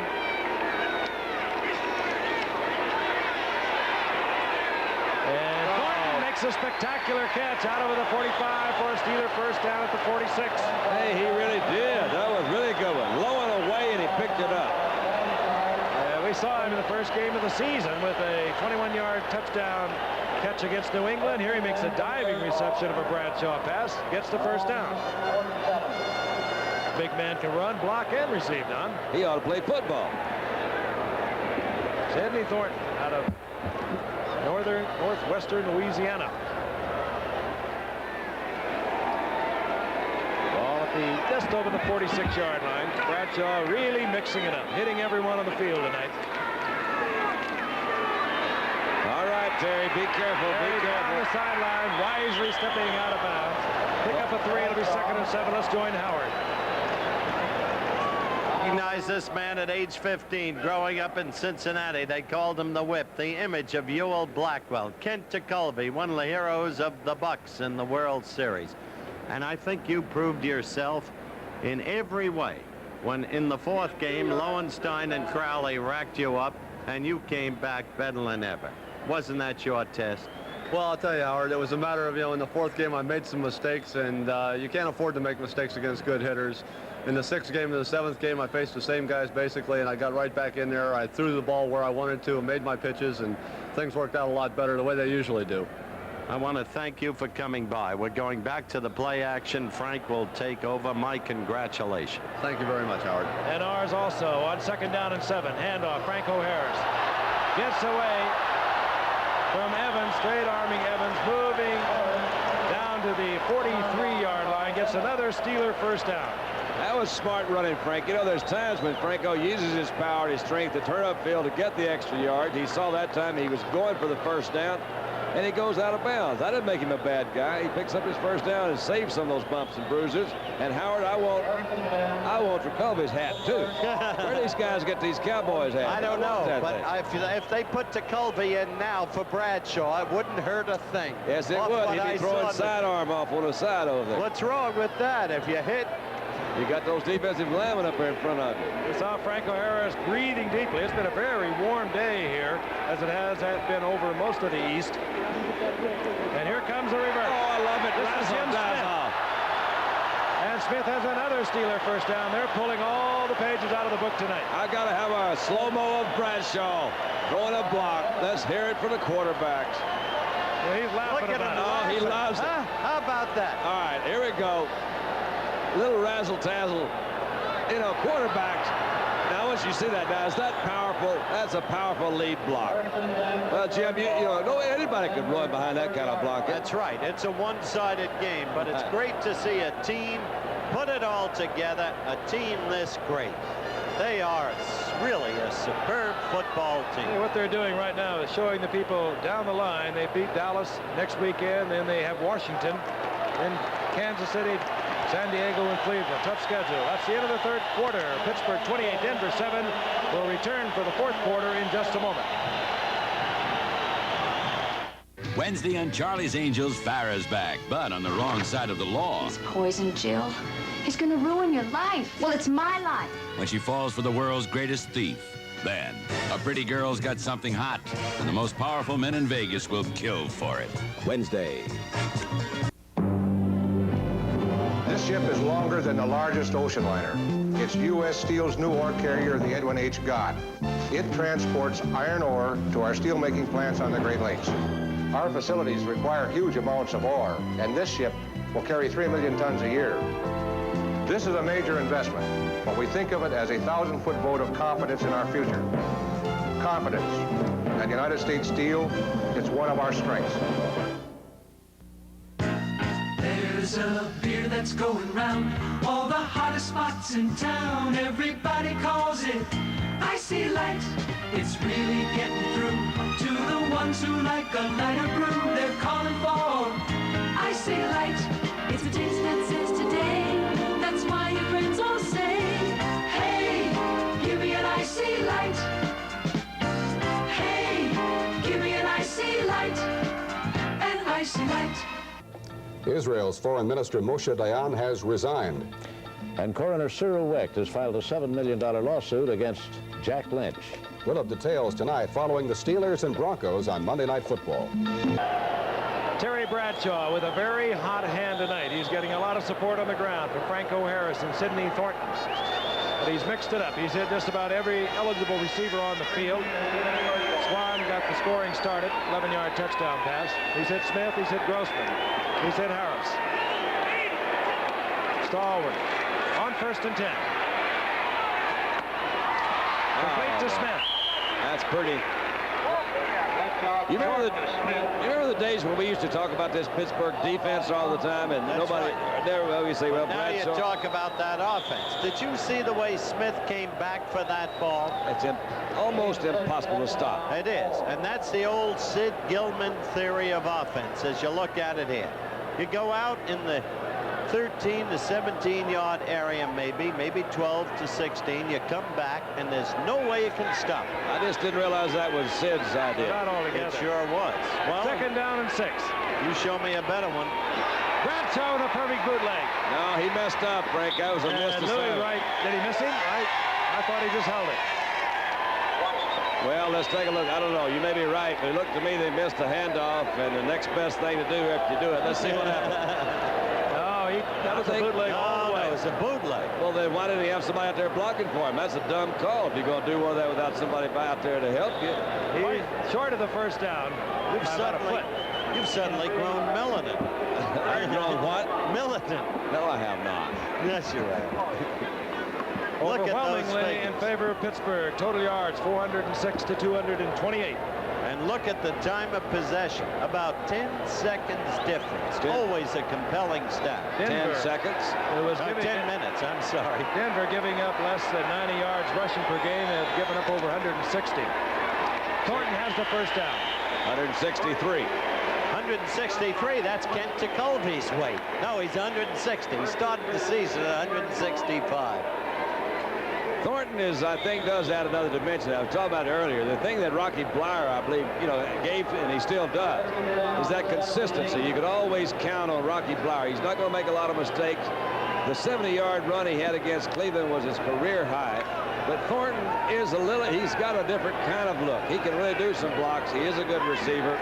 Maybe a better overall back than Rocky. Yeah. 1st and 10 at the 17. Thornton's in the end zone. And that's one of the dimensions. He did it against New England also. Just what Dunn was talking about. Ladies and gentlemen, you are seeing the Pittsburgh Steelers tonight as they can play. They're a great, great football team. And Terry laid that one again right in there. That was pretty. He did everything but catch it for Thornton. And I still say you don't call a bootleg with no blockers. Don't be bitter. There you go. Look at that ball. Not even a ripple. Man, a life where you're going to play. Oh, that's pretty. Craig Morton couldn't throw it better. Oh, that's nice. Matt Barr for the conversion. And the Steelers begin to roll it up, 35-7. We're in the 4th quarter. We'll be returning to Three Rivers Stadium in a moment. You can own number 1. The Datsun 280ZX is the most popular sports car in the world. Winningest car in its class. Fuel-injected 2.8-liter engine, 4-wheel disc brakes, full track certified instrumentation. All for thousands less than its reputation. Take number 1 off the track and you're driving number 1 on the road. The 280ZX. Just price it today. To give you the best for less. A Super Bowl Steeler is tough to beat. But against the Steeler, I can't compete. When a Steeler gets hit, it's got the guts to bounce back. You turkey. Uniroyal presents the Steeler Radial. It's built tough with 2 steel belts, and it's tough to beat when you look at its price. To get to this year's Super Bowl, I'll just surround myself with 4 tough Steelers. The Uniroyal Steeler. You want a tough tire at a price that's fair? You want Uniroyal there. An NCAA doubleheader. First undefeated Houston battles undefeated Arkansas. Then headlining regional action, Florida State LSU and Washington UCLA. Check local listings Saturday. And at 12:30 in the East, some of you will be watching the American International game at Springfield, at the Springfield, Massachusetts area. Then in the mountain areas, viewers will be seeing as their second game, Utah State at Arizona State. And some of you will see in the East also Eastern Kentucky at Murray State. Okay. And a couple of you won't even be watching. I believe you. Chris Payne returning the kick by Matt Barr. Rick Moser hustling down there to make the stop. That's an appropriate sign. It really is. Let me tell you something, folks. You're watching a team coming back to itself against a truly great defense. You can't find many, if any, defenses better in the NFL, high guy, Sidney Thunder Thornton. That's right. Than the Denver Broncos had. And Denver fans shouldn't be destroyed by this because they're up against greatness tonight. Morton remains the quarterback on 1st and 10. Fires it off to Rob Lytle, and Lytle gets to the 30. Gain of 5 before he's dropped by Jack Ham, and it's good to see 59 back out there. It'll be 2nd down and 5. It's like Meredith batting against a Colby. Kid wouldn't have a chance. I know those sidearm pitchers. Yes, sir. Hey, one of the teams that Pittsburgh will be meeting, and they got a tough road to hoe coming up, will be Dallas next week. Yes, that is absolutely. You want to talk about Dallas? Seeing a team on Thursday night against Oakland, San Diego, that might be moving up abreast of the Cowboys and the Steelers. On 2nd and 5, Morton unloads it, gets it out to Riley Odoms. Wayne Woodruff is there defensively, and I believe it's going to be a Denver 1st down. You make a great point, Frank. I sometimes wonder what San Diego might have been, as great as they are this year, if Louis Kelcher hadn't been sidelined for the season. Put him with Fred Dean, Wilbur Young, the others, and that's what you'll be seeing. Less Kelcher this Thursday night. And don't count out the Raiders because of the upset by the Jets. The 1st down at the 36-yard line of Denver. Morton with a bootleg. That's the difference. And in and out of the hands of Rob Lytle. Incomplete. I understand the difference, but I also recognize the difference. There's an opportunity to pick up that 1st down on the ground, and Craig's just not going to risk it. And who am I to sit up here and say he should? But it was the kind of situation where it was that, now that was a called bootleg. Looks like we're going to get a new quarterback maybe for Pittsburgh. Sure, they want to save Bradshaw, who incidentally said before the game that he doesn't like to play at night. He doesn't see as well. Who said that, Bradshaw? Terry. If he could see any better, there would be lights out a long time ago. Oh, he's had some night. Mike Kruzik, the backup quarterback, warming up. We don't know whether we'll see him or not. Craig Morton stays on, looks over a 2nd down and 10 from his own 36-yard line. Right in the middle. As the time complete to Haven Moses, 1st down at the 46-yard line of the Steelers. Now, really, truly, you're not going to find a quarterback that can throw a better ball than that ball that he threw right there. That's true. When Otto Graham was coaching the Redskins, as you look at Moses isolated in just a second, when Otto Graham was coaching the Redskins, it was the year of Joe Namath coming up from Alabama. It was the year of Bill Munson coming up from Utah State. And Otto Graham said the purest passer is Craig Morton. On 1st and 10, Craig will put it in the air again. Church is open. And he caught his first pass of the night. Gets the ball at the 21-yard line, 1st down in Denver. Defensively, it was J.T. Thomas. Thomas, who has been going all the way tonight in the place of Mike Wagner. Again, nothing not that fancy, except you see Mel Blount leave him and stay in the short zone, so they're not going to double him. He goes into the inside, comes back. Craig throws the ball out there in pretty good shape. That was J.T. Thomas who came over and made the tackle. Thomas basically a cornerback, but he has worked some in preseason after missing an entire season with a blood disorder at the safety spot. Maybe a little rusty back there. On 1st down, here comes Larry Canada. Canada nailed by Donnie Shell. Donnie Shell, the guy who hits like a linebacker. Frank, did you notice this is the most points scored against this great Denver defense, as you look at Shell, since 1976 when the Pats got 38 against them. And it's not over. Good point. Oh, no, don't be dismal. Good point. No, they are just moving. Everything's clicking really well. Calvin Clark comes in at left tackle, the #1 draft pick Nebraska for Denver. He wears number 73. Craig looks over, a second down and a long 8. The ball just inside the 20. Look for Riley Odoms, and Riley's not even out on the pattern. Rob Lytle taken by Jack Ham, or rather Dennis Winston. Old Dirt. Dirt's out there. That's what they thought Denver would be doing all night, getting it back out of the backfield against Winston, who basically is a middle linebacker. That's what I thought, too. And they've got around to it here in the fourth quarter. Third and about a yard. The ball inside the 12. I don't fault Denver tonight. They're against a great machine. Well, what do you think is going to happen then next week when the Dallas Cowboy group comes to town? Well, I'll answer that question in a moment because my producer, Dennis Lewin, has just told me. He is pushy, isn't he? We're about to break for a commercial. Pushy, pushy, pushy. Gentlemen, tonight we're brought together here by two things we all love. Good food and light beer from Miller. I want to take this opportunity myself to tell you,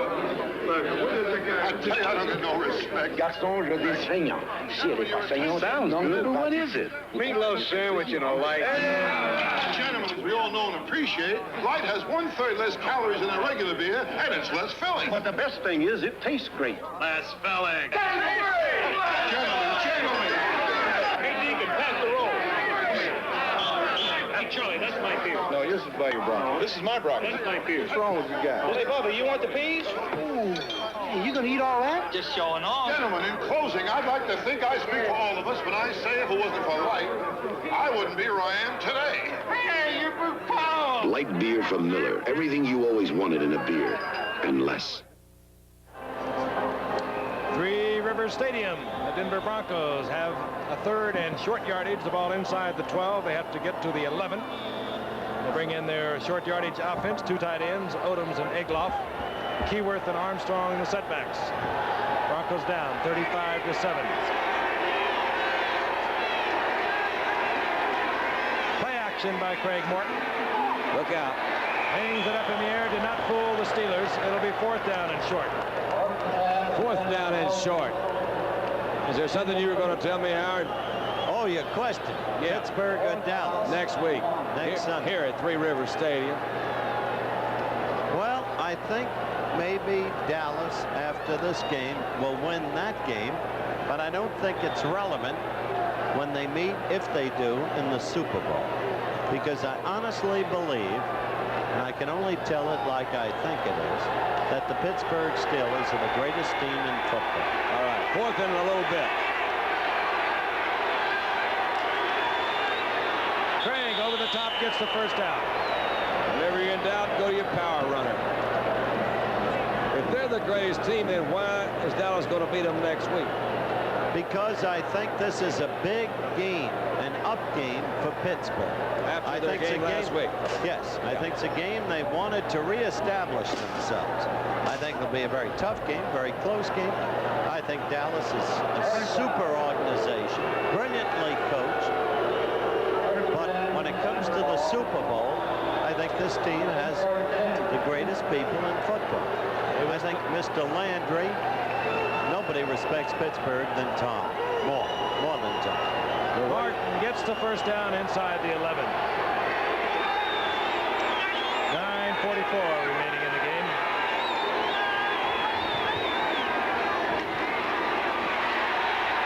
Down goes Morton.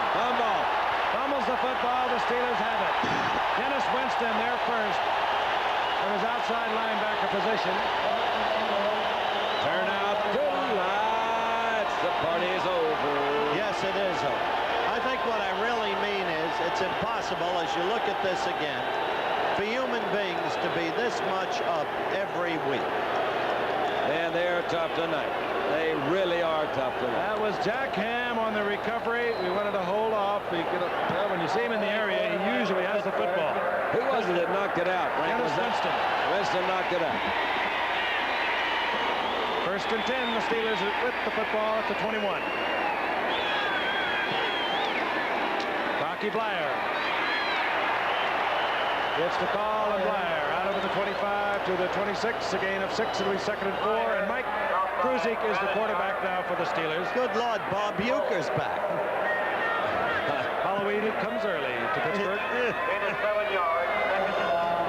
Kruzik, 3 of 8 this season in relief of Bradshaw, has never thrown a regular season touchdown. Started 6 games. When he was a rookie some 4 years ago, he won every one of them. Did not put the ball in the air that much. Other running back is number 27, Greg Hawthorne, a rookie out of Baylor, number 1 draft pick, and that's Hawthorne. I'm glad you folks got a chance to see Greg Hawthorne, the number 1 draft choice, as Frank said, out of Baylor. This is a terrific run. He saw a lot of service early on until everybody got well again. But he's more than just a great runner. He is a superb lead blocker, and he has good hands, Don, can catch the football coming out of the backfield. He's what you described in Thunder Thorpe. He weighs 225 pounds. He's 6'3". He was hurt in training camp, too. Up. A little movement over here by Grossman. Movement on the right side. Could it be Randy Grossman reacted to a Bronco movement? One of the early press releases on Hawthorne,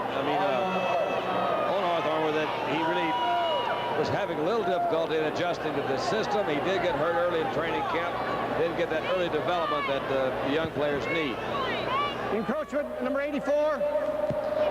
Call against Grossman. The injury he had in training camp was not the injury that he suffered a year ago when he had a broken hip rim as a senior at Baylor. He did not play much of last season, but he had an incredible junior and sophomore year there. Did you see what Baylor did to Army, Frank? 55-0. And remember, Alabama was good enough to beat Baylor 45-0. And Jackie Sherrill, coach of Pitt, came in to see us tonight in the wake of his great victory over Washington. 5-yard assessment. Down remains the same. 1st and 15, the ball inside the 30. Rocky Blair, single setback. Kruzik. And this is Hawthorne. Told you he could catch, Don. And the rookie has a 1st down after the 47-yard line. Hit there by Joe Rizzo. I thought they might throw a flag and say, all right, who do you want to throw it to? There was nobody back there close to him. Got good protection. Hawthorne ran all the way across the field, finally opened up late. And you're right, Kruzik can throw that ball. But I guess it's a pretty good time to point out what Coach Red Miller said. If I had Bradshaw, I'd start him in every game. That's right. Kruzik had a remarkable collegiate career for Boston College, by the way. My daughter will be graduating from there in January. Congratulations to Vicky. That's right. He set an NCAA record up there of 67.8% completions. And now he hands off to Rocky Blair, and Rocky gets about 6 to the 47. It'll be 2nd and 4. They have so many weapons. They give you the feeling they can do whatever they want to do. There are 2 super organizations in this league. You're looking at one of them, the Pittsburgh Steelers, under Dan Rooney and Chuck Noll. And the other one, of course, the Dallas Cowboys under Tex Schramm and Gil Brandt, who's here tonight, and Tom Landry. I tell you, when those 2 teams meet up, you're seeing the best that football can possibly offer. Unless San Diego or New England intercedes. Well, there's always some exceptions to everything. Charlie West left the game. Earlier, Bernard Jackson left the game for Denver. Chris Payne is in. Handoff goes to Hawthorne. Hawthorne close to a 1st down. Otis Armstrong, a great, great football player who has not been himself since a whole series of injuries. And the forlorn look on his face kind of sums up tonight. Denver will be back. You know, if I were Denver, I think I could have kind of almost anticipated this. You don't want to come in and play Pittsburgh after they've had a game like they did last week against Cincinnati. That's right. So they caught them on one of their moves really up. And that's the nice thing. These guys know they're a lot better than they were last week. And they're really proving it tonight. 3rd and about a foot for the Steelers. Grossman in motion. Blair. Might be a fumble the way everybody's jumping in there. Everyone was groping around. Denver says they have the football. And I think they do, yes. And coming up with it is Bruce Bradford, a rookie from Grambling. Let's What take a an look. eye. All right, Rocky, what happened? Let's see. He's got, oops, he never did have possession of it, it seemed like. He dropped it right to the line, fell under somebody, and you got it. And we have 6:29 remaining in the fourth quarter. And we're going to see Craig Penrose for the Denver Broncos when we return in just a moment. Penrose. Do you believe I forgot to change my antifreeze? You know how embarrassing it is having your tow truck towed? You should have kept your guard up. Get it, animal. Fat chance, Slim. Should have kept your guard up. Keep your guard up with Dowguard Antifreeze. Dowguard protects against freeze-ups, boilovers, rust, and corrosion all year round. Dowguard Coolant Antifreeze. Bobbitt, I think you got him. Just remember, keep your guard up. Hey, hatchback, you got most valuable. That's you, 210. Datsun 210 hatchback. You call it most valuable. Hey, it ran for a big 31 miles per gallon. Tough city driving. Datsun 210, our #1 gas mileage car. It's money in the bank, not in the tank. What's the secret of your success, Dodson? Yes, we are driven to build America's most valuable cars. The 1980 Winter Olympics this February, exclusively on ABC. Can America's Jim Denny win the gold at home? A former NCAA passing champion is in the lineup at quarterback for the Denver Broncos, Craig Penrose. That will tell you that Norris Weiss obviously was not ready to play tonight, or he would have come in relief of Morton. The Broncos had the football, the ball at their own 43-yard line. Penrose right to the air. Riley Odoms. And Penrose connects inside the 30-yard line of the 28, and Donnie Shell makes the stop. Craig Penrose, in 16 games that he has played in his career, a little over 46% passing, 5 touchdowns, 11 interceptions. And the way Shell made the stop, you had the feeling that he felt that'll never happen again. If I have to kill. Oh, no, he didn't mean that. Let's go ahead. Zachary Dixon is in there now, number 31, a rookie from Temple for Denver as a running back, with John Keyworth.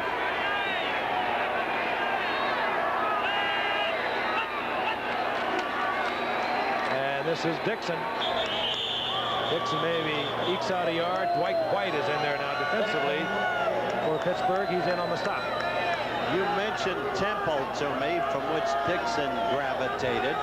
Jackie Sherrill talked to me at halftime about Temple. He said they've got some football team and people don't realize it. And I got heat because of the game they played against us. Look what they did to Syracuse. He's got a point. A moment ago, you saw Charlie West leave the field for the Denver defense. He apparently just shake it up. We should be able to return to the action. We've been informed. Second down and 9. Penrose gets the blitz. That's a good throw. Right to Jack Ham, his 5th interception of the year. That is amazing. Now, what is Jack Lambert that is? I said Jack Ham, I meant Lambert. That's his 5th interception. Well, he was the only guy within a 20-yard area from where that ball was. Had a good rush, had a good blitz coming in from the safeties. You see he's under a lot of pressure, trying to get rid of it. And man alive, that's right there in the middle. Big Jack got it. Still live from Kent State University, Jack Lambert. What a player. He really gets into a game, too. He does. Says put skirts on the quarterbacks. Even his own teammates stay away from him. On 1st and 10, Greg Hawthorne gets the call, gets inside Denver territory at the 47. Gain of 4, it'll be 2nd down and 6. We're inside 5. We're down to 4:40. As you look at it there, thereabouts, and counting down. It was all Denver, rather all Pittsburgh from the very beginning. They exploded offensively after coming off that humiliating performance last week against Cincinnati. Taking nothing away from Cincinnati, but when you turn the ball over 9 times, you should win. Denver's touchdown should never have happened, as a matter of fact. 64-yard Haven Moses bounce off. Hawthorne gets to the 40, another Pittsburgh 1st down. Hey, you folks, watch this 27 Hawthorne. We told you he could do it all. He's a great lead blocker, great hands, can catch the football. He's a great runner. and he is destined to be a long-term star, barring injury in this league. Looks like he's limping right now. Yeah, barring injury. That's right. Well, it's nice to have guys with this kind of talent that sit on the bench, and you can spend 2 or 3 years trying to figure out when they're going to get in the main action, because you know he's got some talent. Hawthorne comes off. A rookie from Temple comes in. That's Tony Anderson once again. Anderson gets the call and gets close to the 35-yard line. On that one play, he showed you a little something, didn't he? Yes, he did. Rick Moser is also in there offensively now. Former Scarsdale High School product. I knew you were going to say that, Frank. I knew that. Of course, why not? Play with Jeff or with Kyle? Who was Well, he played under a great high school coach named Ron Bashir. That's right. And Jeff Gifford, one of the great players in the history of Scarsdale High. Let's tell it like it is. Actually, Rick played with Kyle. They won their championship. 2nd and 5. Well, oh, a little fisticuffs going on here. Forget it. Everybody was off balance on the play. Well, let's just throw up a flag and fight for a while. With 2:36 left. Ted Peterson getting into it with John Grant. 2:35 left, Frank. A 35-7 score. Unsportsmanlike conduct, offense and defense. See that? Both were bad boys. Things can deteriorate. I've noticed that. What do you think, Mike? Piece of cake, isn't it? Hey, man, 35-7. I can do anything I want to. It looks all right. I'll tell you, it was 3 years ago when Bradshaw was hurt. This young man came in as a rookie. He started 6 games. They won all 6 of them. He did some job. Rocky Blyer comes in. Rick Moser comes out. So it's Tony Anderson, 33, Rocky Blyer, number 20. Setbacks for the Steelers. 3rd down and 4. The ball at the 34-yard line. Theo Bell is also in, number 83, split to the left.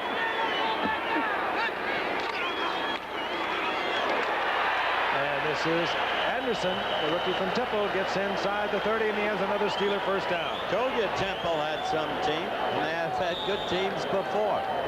Anderson, stopped by Radishar, Brent. 1st and 10. Seconds ticking away towards the 2-minute warning. Mercy, mercy, mercy. Well, the Steelers will increase their record to 6-2. They'll have a full game lead over the Cleveland Browns and the Houston Oilers. They both have 5-3 records. We have 2 minutes remaining, and we'll be returning to 3 River Stadium in a moment. At the 1904 World's Fair, Harvey Firestone received a gold medal for his tires. But to Harvey, the real proof that he was building a good tire was people were buying them. Just about every car on the fairground was riding on Firestone. Today, the Firestone 721 is being proved the same way. American drivers have bought over 20 million 721s. You know, Harvey always said, give people a good product, and they'll buy it. Bruce Jenner for the Minolta XG1. The Minolta XG1 35mm is so automatic, I can keep taking pictures while my friend Jeff kicks the ball from sunlight to shadow. The XG1 changes the exposure not just automatically, but continuously. Minolta's continuous automatic exposure system helps give you pictures you never thought you could take at a price you never thought you could afford. The Minolta XG1, the automatic choice in automatic cameras. An NCAA doubleheader. First undefeated Houston battles undefeated Arkansas. Then headlining regional action, Florida State LSU and Washington UCLA. Check local listings Saturday. Mike Cruzy out of Boston College is wrapping it up for Terry Bradshaw. Bradshaw with a tremendous night. Cruzy now working against the clock. He's 2 for 2, as you saw. And there is Terry on the sideline. 18 of 24, 267 yards, a touchdown. Can't see it. Just good generalship. Screen to Smith. Smith is taken out of bounds, stopping the clock with 1:55 remaining in the game after a pickup of 4. I want to see Pittsburgh play Dallas when all the chips are down. What a game that'll be. They did. January 35-31. just a touch of offense, right, folks? You know, Terry over 500 yards. Terry had 200 yards passing just a little after the first quarter. And then they kind of eased off a little. I think he ended up about 265 or something like that. Not bad. 2nd and 6, the ball just inside the 24-yard line of the Denver Broncos. Tony Anderson and the rookie from Temple gets the first down. He really accelerated. Banging inside the 15 down to the 12. Where do they find these guys, Don? That one they got from Temple, the other one they got from Baylor. But the thing I think to keep in mind basically is that if you're on defense and you're sitting there and it's 35-7, I don't care what kind of competitor you are, it's just a little hard to get it all put together. So I always kind of got upset when these young guys would come in, particularly those young quarterbacks, you know, after you just played your tail off all that, and everybody things seem to go real well. But they're not going to win this ball game. Denver knows it. It's hard to keep it up. Answer to the question, Tony Anderson was a free agent from Temple. He gets the call again. He runs with a little bit of an abandon, I'll tell you that. He sure does. And what Don said was very true. But you've got to remember this. Hey, Joe Green's doing an interview while the game's in progress. Yes, and then I wrote. Yes. Those are not our cameras. It's not ABC. Because that could get 80 columns. Totally false. However. 2nd down and 8. The ball inside the 10-yard line. Crowd wants the Steelers to score again. Seconds ticking away. 30 seconds remaining in the game. Anderson, they'll get the score. Oh, you got to spike it. Oh, boy. And they are beating a team of pride, a team with great self-respect, a team with one of the best defenses in the NFL. Look at this again. Boy, is there a hole up there? Charlie West, we mentioned, got hurt earlier. He got blocked out. That was just some kind of hole in the middle there. Hey, I like the way he runs. I do, too. They may be letting up a little bit on Denver's side, but he really opens it up with good speed. Matt Barr, once again, he's exhausted tonight. To the uprights. Steelers 42, the Broncos 7. Tony Anderson had just ripped the #1 defense in the NFL. Zenith announces the most amazing video recorder yet. The new video director with Speed Search. The special Speed Search picture moves at about 10 times normal speed. It lets you speed past what you don't want to see and lets you stop right at what you do want to see. You also get stop action, reverse, and lots of other new features, including 5-hour recording time. The new video director, the most exciting video recorder yet, from Zenith. In business, the more efficiently you use your time, the more money you make. Time is money. So if you're spending hours dictating letters to far-off places, and hours are spent typing them, I've got other work to do. Kick the letter habit. Pick up your phone and give them a ring. The phone turns your time into money. There he is. There he is, the free agent out of Temple. He's on the special teams. He'll be there for a while. But he has looked impressive tonight. A man named Wayne Arden has to be enjoying this. Denver has their own Temple product as we look at Chris Payne. Denver has Zachary Dixon, 11th round draft pick running back. Frank, we're about to run out. There's something I'd like to say to the people of Denver. Yours is a fine football team. What has happened tonight can happen in football. Pittsburgh is a truly great football team when they put it all together. And you have seen that in action tonight. The man you're looking at, Red Miller, he's as good a coach as there is. He's a gritty, intelligent man, filled with character that he imparts to his team. But tonight, no chance. And now we can all go back to Denver. I'm sure glad you covered us there. 1st and 10, the Broncos. They caught a hurricane tonight. Craig Penrose lays it up. He's out to Zachary Dixon. He is a rookie from Temple. One more time. Hi, Mom. Hey, Mom. And they bring it back. Hey, Frank. Who's the executive producer of this game? As always, the executive producer of ABC Sports is Ron Arley. Okay. ABC's NFL Monday Night Football, produced by Dennis Lewin, directed by Chet Forty, technical director Bill Morris, associate director Rob Biner, technical manager Coach Coltrane, our unit manager Irma Norris. That reception by Dixon, out of bounds. Second down and 10. 13 seconds remaining in the game.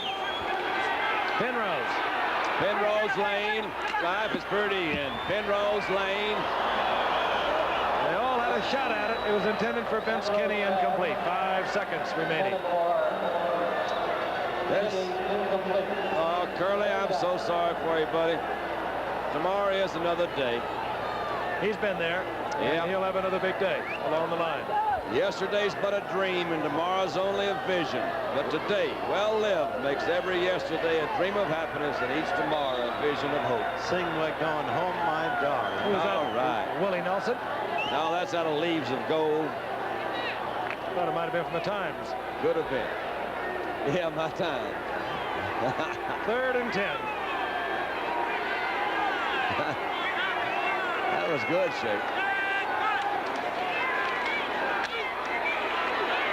Penrose. This is Canada. We've always got that old flare back to go to. And that'll do it. Time has expired. Once again, the final score, Pittsburgh 42, Denver 7. Be sure to join us this Thursday for a special edition of ABC's NFL Football.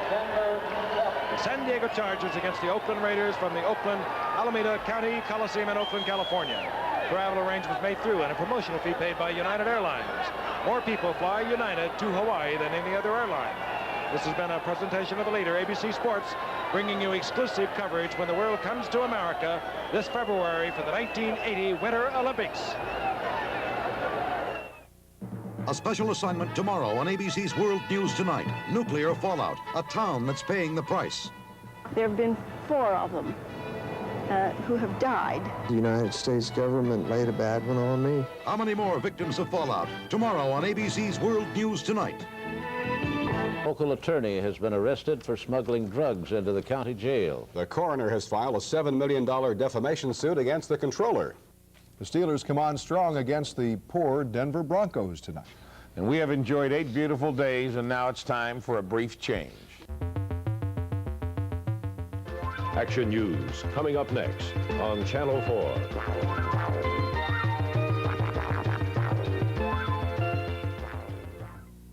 You want a gourmet kitchen at a price that's easy to digest? Come to Busy Beaver's Kitchen Store. Everything you need to do it yourself is right here. Boise Cascade cabinets, custom countertops, stainless steel sinks, and free expert advice from our kitchen designers. Busy Beaver Do-It-Yourself Centers. We'll show you how it's done. This week, a starter unit, $215.99, and save 15% on all Boise Cascade kitchens. When you safeguard your money in a bank savings account, you're also lending money to the bank. And the interest the bank pays you depends on federal regulations and the type of savings account you choose. If you want to review all types of savings plans, stop in at Union National Bank. We may or may not have the best type of plan for your situation, but you'll make a better choice after